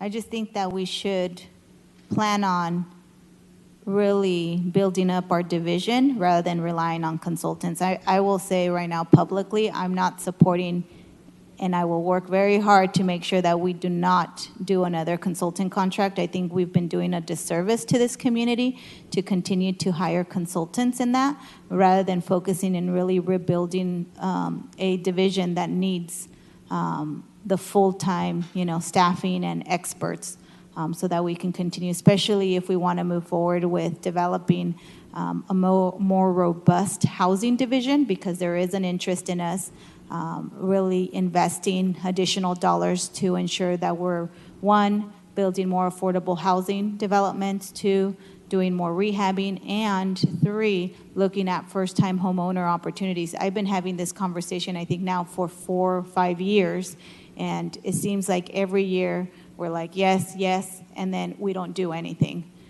to say, I'm yet to hear, hey, these are our accomplishments when it's related to that. And so it's a bit frustrating. So my hope is that within this next year, we really get serious about filling these positions and wing off these consultants that I feel are not, they may be benefiting us in terms of getting some of the reporting, but I hear some information contrary from some of the folks on the ground, to be honest, about who's training who. Is it our staff training the consultants rather than the consultants training our staff? And so I just worry that the job isn't getting done, and we're not meeting kind of the goals that this council wants, or the things that I've been talking about for the last 4 years. So I'd really like to, to see that come to fruition in this next fiscal year. The other thing I had, I think those are all my questions. I kind of lost my, let me see. Oh, so one other thing with the CDBG. Can you give us a summary on the repayment and all that stuff that we've been dealing over the last 5 years? I think for the purpose, especially for the new folks that are on board, I think it's important for them to know kind of where we're at. I know that in the last few years, we had set aside $500,000 in case that we had to repay because of the issues of documenting, the code enforcement activities that took place with CDBG funding. Can you give me an update where we're at, and does this budget include any repayment allocated? So first I'll start with neither one of these two departments include any kind of repayment. If there's a repayment anywhere else in the budget, I'd have to defer to the city manager. Henry, can you answer that question, please? We have $500,000. So there's still $500,000? Correct. The $500,000 that we set the year before and the year before and the year before? We carried it over. Okay, so what is the status then? Because when is that going to get cleared up? Absolutely. So we continue to work. I would like to not sound like a broken record. We continue to work with our regional office, and we provided them all of the documentation that they had requested that we provide by the end of September.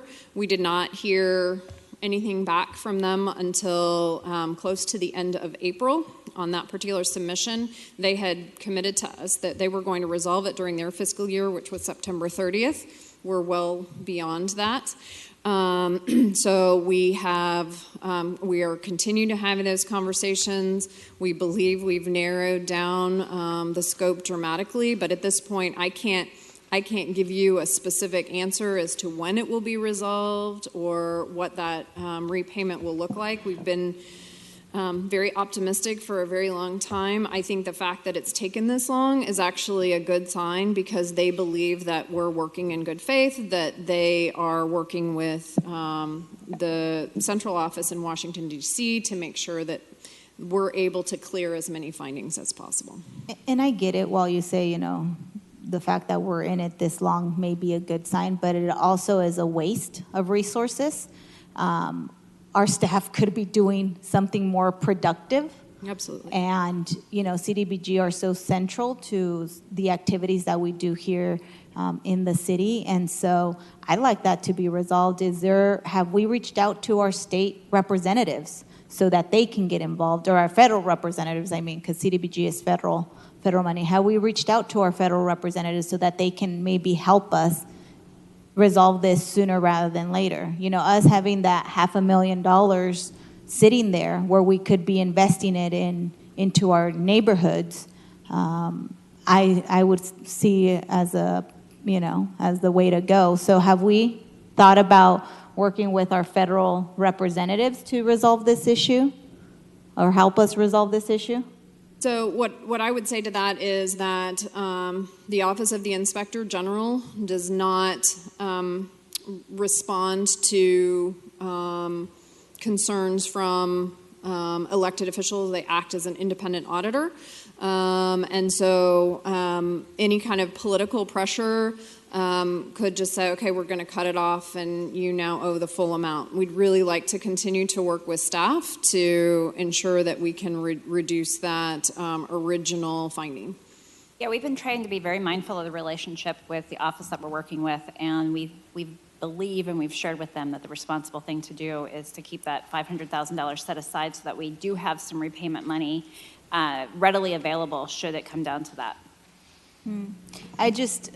I don't know, it just seems 5 years later, I'm here, this is my 5th year, and it's the same conversation.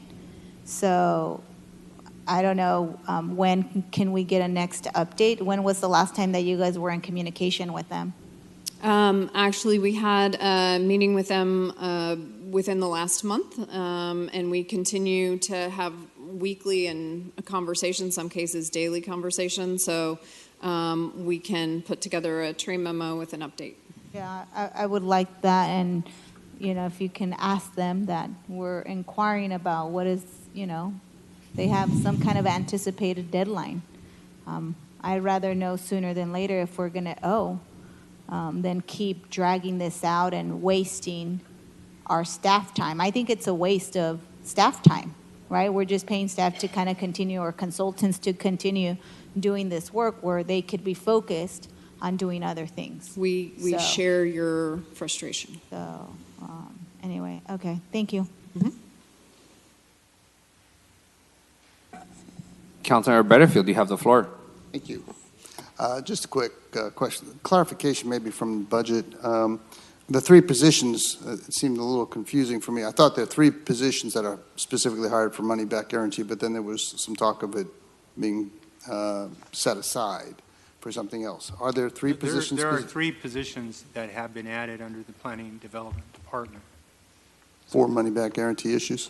Correct. Okay, just wanted to clarify on that. And then we've had a meeting on money back guarantee. I just wanted to have you address some of the issues related to that. It sounded like from the first meeting that we had, things are moving along from both sides, from city staff as well as the applications. Maybe you could address that. Absolutely. So launched on May 1st. And before May 1st, we had a couple of workshops with the development community. We've had a couple of them since then, really focusing on what is a complete application, trying to make sure that we were all on the same page. There was a little bit of angst initially about what is a complete application and whether or not correctness and completeness were the same thing, and they're not. So as long as an application is complete and it contains all of the required information for us to process it, we will accept and start the clock for those applications. As I said earlier, really high volume month, and so we're pushing 2,200 applications total for the month of May, and of those, somewhere between 70 and 90% were actually approved during that month. Some are still in review. Our completeness varies from 3 to 8%. The reason I say it varies because on the planning side, if an application is deemed incomplete, we give them 30 days to come back and make that application complete. So that takes it down to about 6.5% incomplete. So from 8 initially, 8% incomplete to about 6.5%. And that was just in the first month. My guess is we'll start to see more and more complete applications as we move forward on the planning side. It's a little more complex. So do you think that money back guarantee is moving the process along? Things are moving quicker through the system? I mean, do you feel that it's doing that? I was very hesitant to implement the program, and there's some places where I think we can still improve. But the one thing I will say is that our applications are coming in much more complete, much more accurate, more attention to detail. I think in the past we just accepted whatever somebody pushed up across the desk without really questioning it, and then there was a lot of back and forth, and that wasted a lot of staff time. And now we can take a good, complete application and push it through the process a lot more quickly. Okay. And you've made some changes on the application itself. So we had application checklists on the website. We have updated all of those. Those are all current and up to date, and for every single item, and they have links and to the code. It makes it pretty easy for people to follow and make sure that they're submitting a complete application. Okay, now I guess we're meeting tomorrow to discuss this Yes. further. Have you had to deal with any money being returned or anything of that sort at this point? No, we have not had any projects that required return of funding. Good. Okay. Yep. Okay. Anything that you want to add, City Manager? I just wanted to thank you, Gary, for, I just want to thank you for working with staff and being patient, allowing us to get the data in for this first month. Well, and we look thanks. forward to meeting with you tomorrow. Absolutely. I appreciate all the hard work from you and your department. I know it's not easy with all the applications and stuff, so thanks. Thank you. Thank you. Can I ask a follow-up question? So I noticed somewhere in the budget, I just can't find it right now, that there was, I think, 1.5 million or something set for like reimbursements or, I don't know if it's for the money back guarantee, like if we have to pay back. I don't remember right now what page in the budget, but it kind of struck me. Was it under the economic incentives? I don't know. I'll look it up, but I think I had seen something. I thought it was related to money back guarantee to. The amount you're describing, No? no. Yeah, if Okay. you see it and Yeah, just give us the specific reference. And Yeah, we're happy okay. to get back to you. Thank you. Thank you. Couple questions, Ms. Clark. Do we have an update on the electric scooters? I know it's been working. I don't know what department owns it, but I'm tired of, getting screamed at about We'll be electric coming scooters. to council with a workshop in July. Does that mean you won't be bringing forward a policy to approve? We will have a policy and a franchise agreement, an ordinance and a franchise agreement along with a workshop that you guys can review, and if you choose to move forward with it, can. Jim, can you make sure that it comes to the Transportation Committee before it comes to, because we haven't met. We were the ones discussing the policy. I guess we could do that. I hadn't thought about that before, but it is transportation. We have been slash- talking about this for like a year, I think, right? Well, as part of the workshop, I had the privilege through the city attorney's office to watch a video on the pros and cons. Yeah, there will be both. I would And I'd like like to to- present a fair argument, and the attorney's office will be a component of that presentation. Thank Very, you, Jim, very for making educational. sure that Council President Camperillo doesn't take up all the air in the room and, say no to scooters. Well, I honestly think we need to look at both the pros and the cons. There have been some legal actions lately that might affect that. Thank you. Not to mention a death. I do have some questions. The parking authority, a few months ago, the council pass a resolution. I think we gave staff 7 months. Is that anywhere in the budget for an analysis?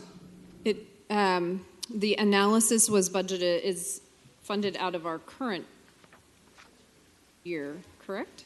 No. We believe it's this, we believe Yes. it's this year. Yeah, It's so funded it was this year. funded out of our current year. We've gone through the selection process. We're about to work with a consultant to bring back that study. Okay, thank you. And a couple of other questions. Rent to inspection program. In your view, I know we had a presentation done, I want to say a couple months ago.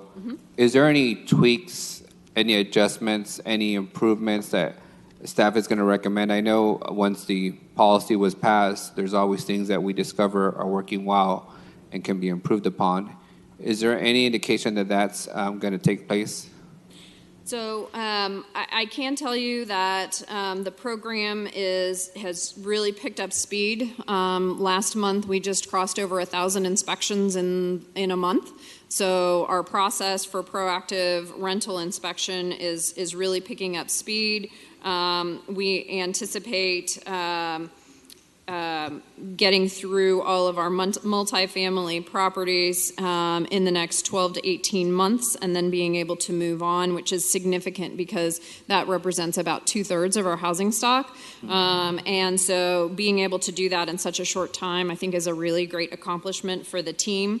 Some of the things that they've noticed is a lot of the primary violations in terms of health and safety violations, smoke detectors right at the top of the list. We're able to correct those within the first 30 days. So we're going from 66% failing to 92% passing within 30 days, which is significant, I think, for the residents who live in these units that are being inspected.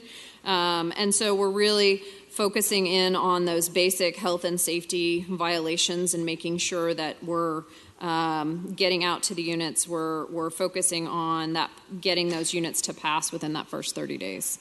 Director Clark, has the rental inspection program changed in any way from what the council adopted?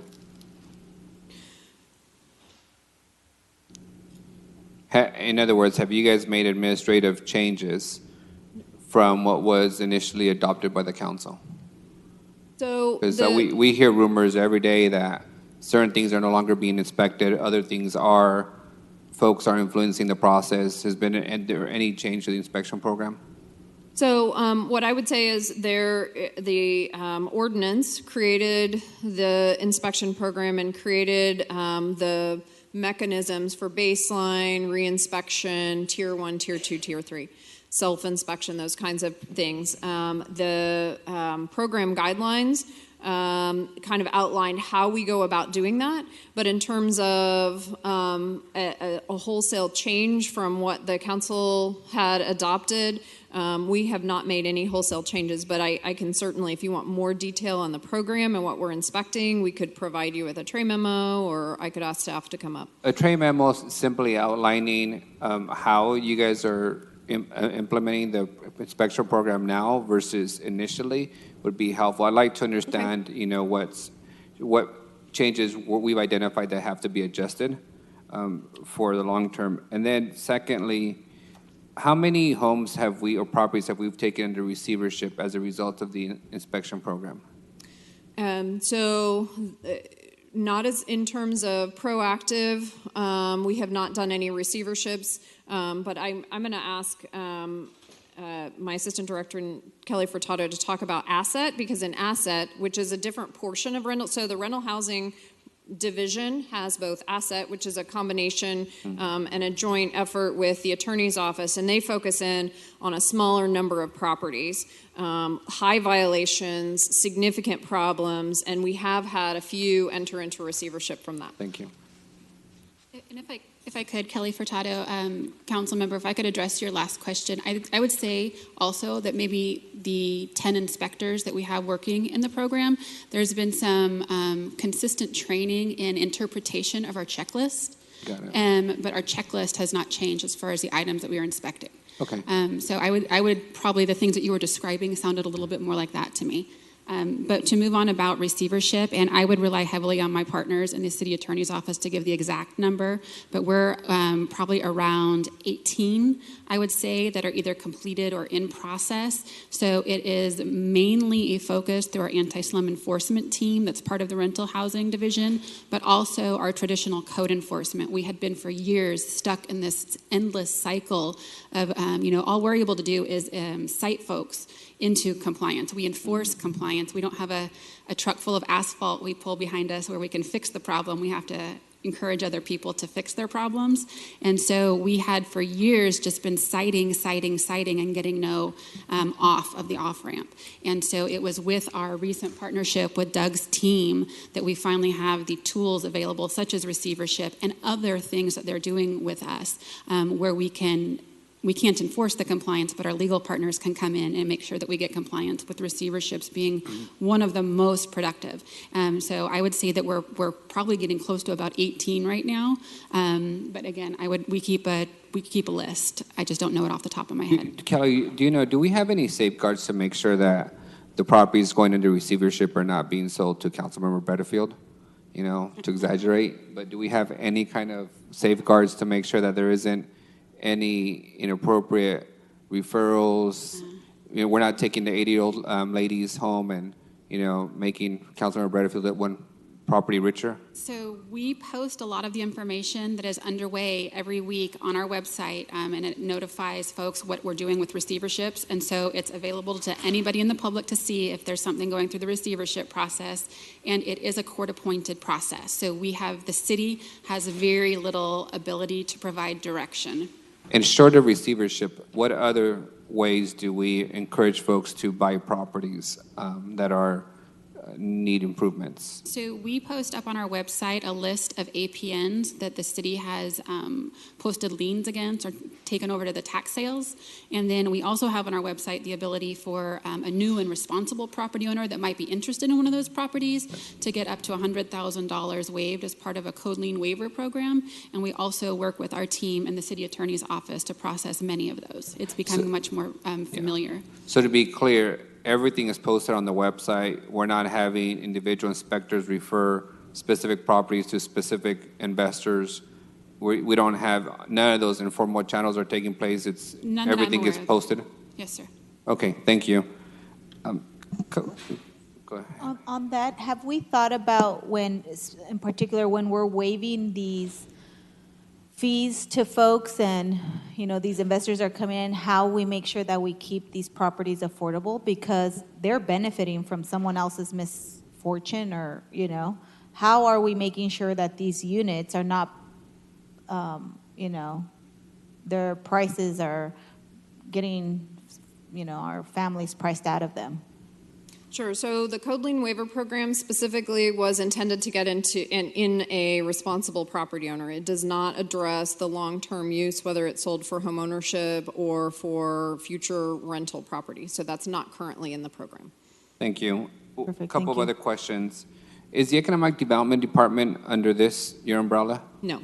Under whose umbrella, and what department budget presentation is that under? It's Mayor City Manager's office. So it'll be next week, I believe.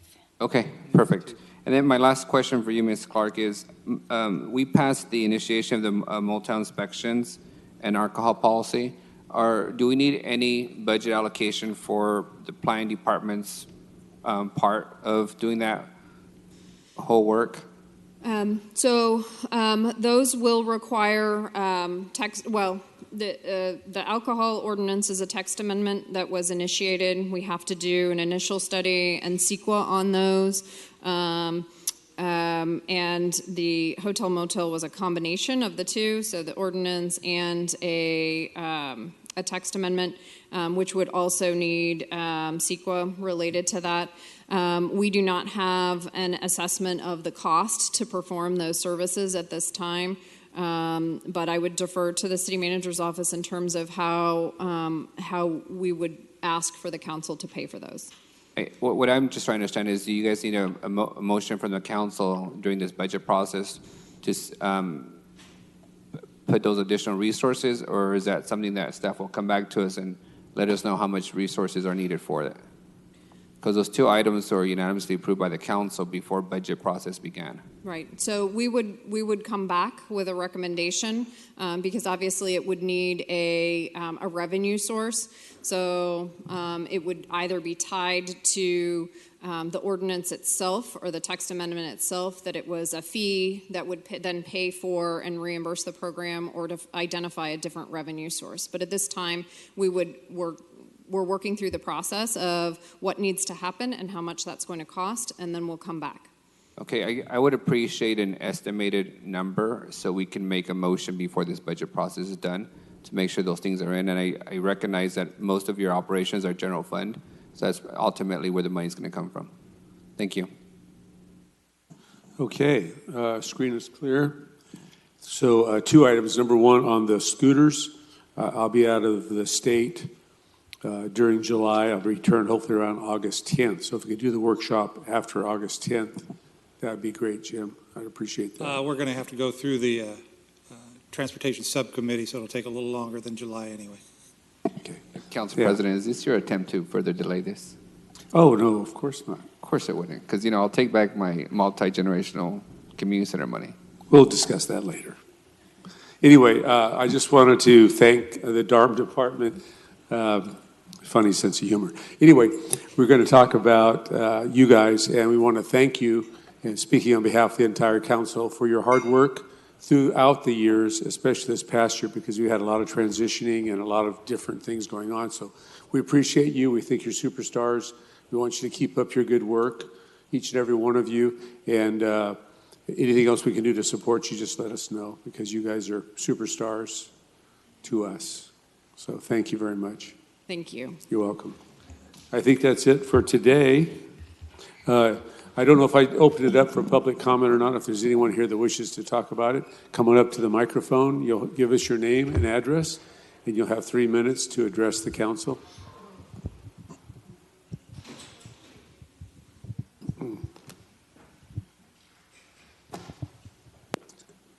Good afternoon.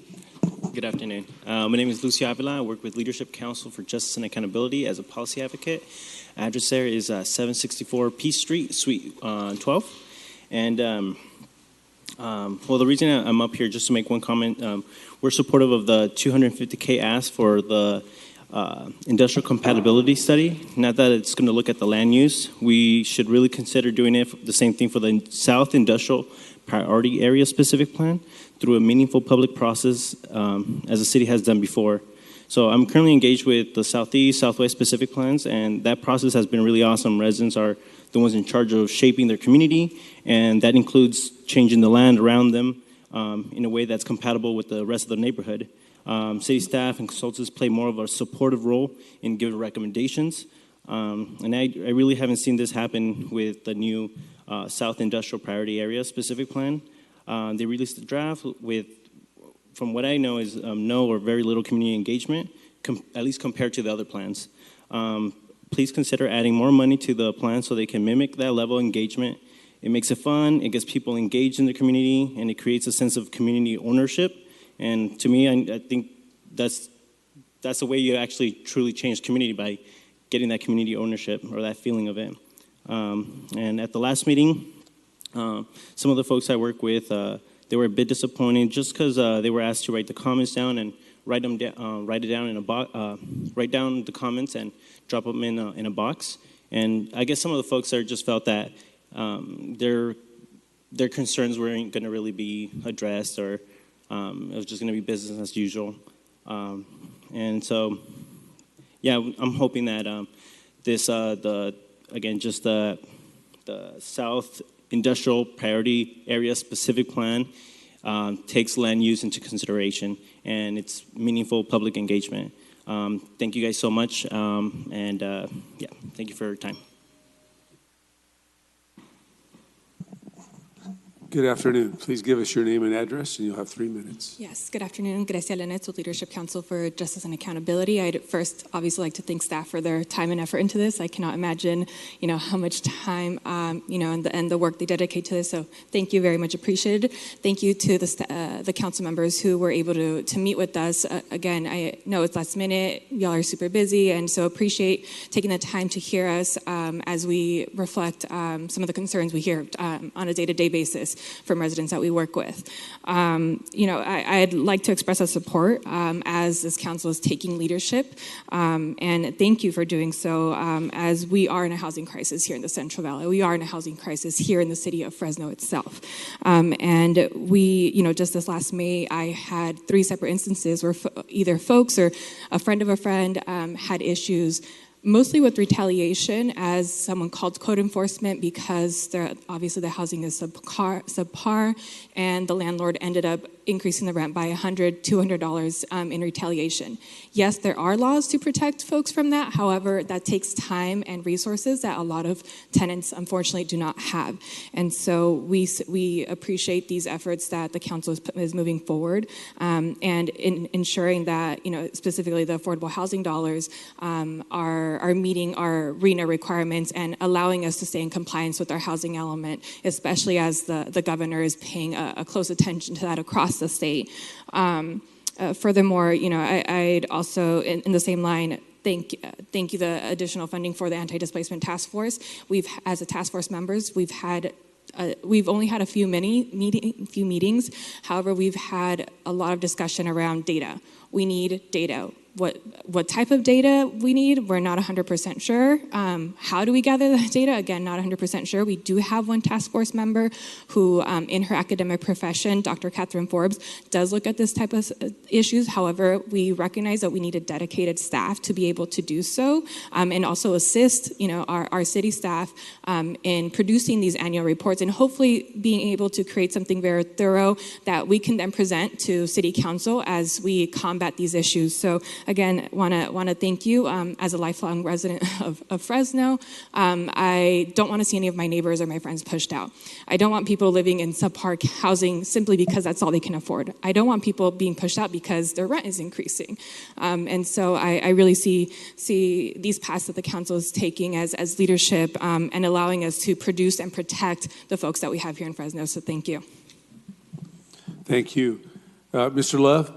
If you'd like to come up, you have 3 minutes to address us. If you'll give us your name and address, and you'll have 3 minutes, sir. Thought we had no scheduled communication today. You announced it earlier. I didn't see that. Oh, thank you. Brianna, who's more knowledgeable than me, has advised me that we don't have that on this particular day because it's budget hearings. But on the other hand, we would be happy to hear from you for 3 minutes, sir. Right. So you'll have 3 minutes if you Today's like. June 14, 2019. You guys seen the storm? Okay. My name's David Love, number 4. The last meeting that we had,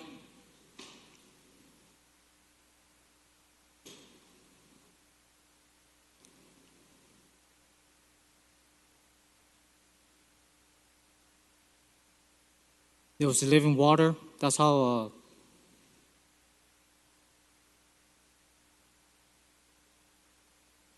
I know you guys like to trick a lot.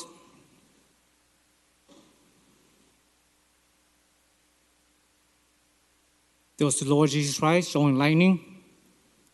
There was God Father from heaven warring. You guys might be laughing at Caleb ministry. Terry.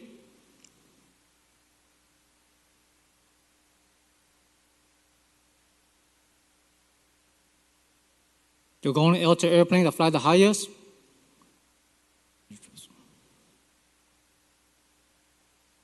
Avoiding all the way to Washington, D.C. Nancy Pelosi. Bethel, you laughing, Bethel? No laughing. Donald Trump. Oh, that's trust him. voicing all the way to Sacramento.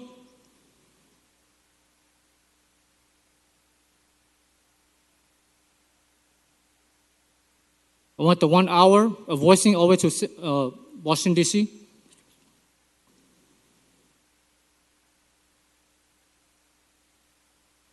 We're talking about number 4, Jesus Christ on the heavenly earth.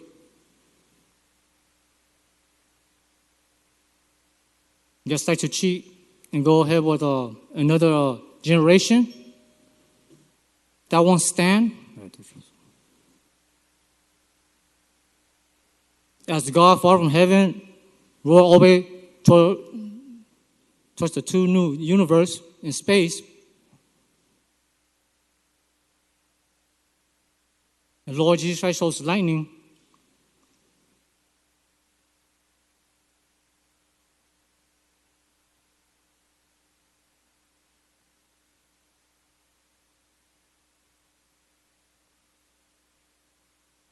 Paul the angel roar, Satan needs to be impeached.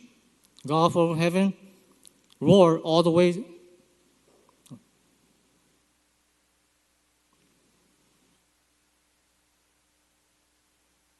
God from heaven, roar, showing impeachment. The summer started with, you guys like to change the vocal, the voice? You guys like to play with audio? Terry? If you want to wrap up your comments, your 3 minutes are up, sir. I like to schedule for 1 hour. That'll be, let me check here.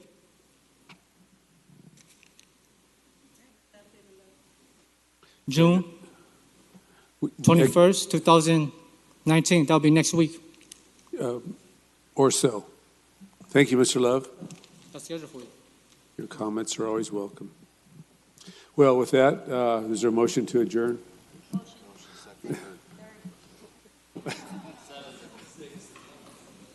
Thank you. Thank you, staff, for your diligence and support during this process.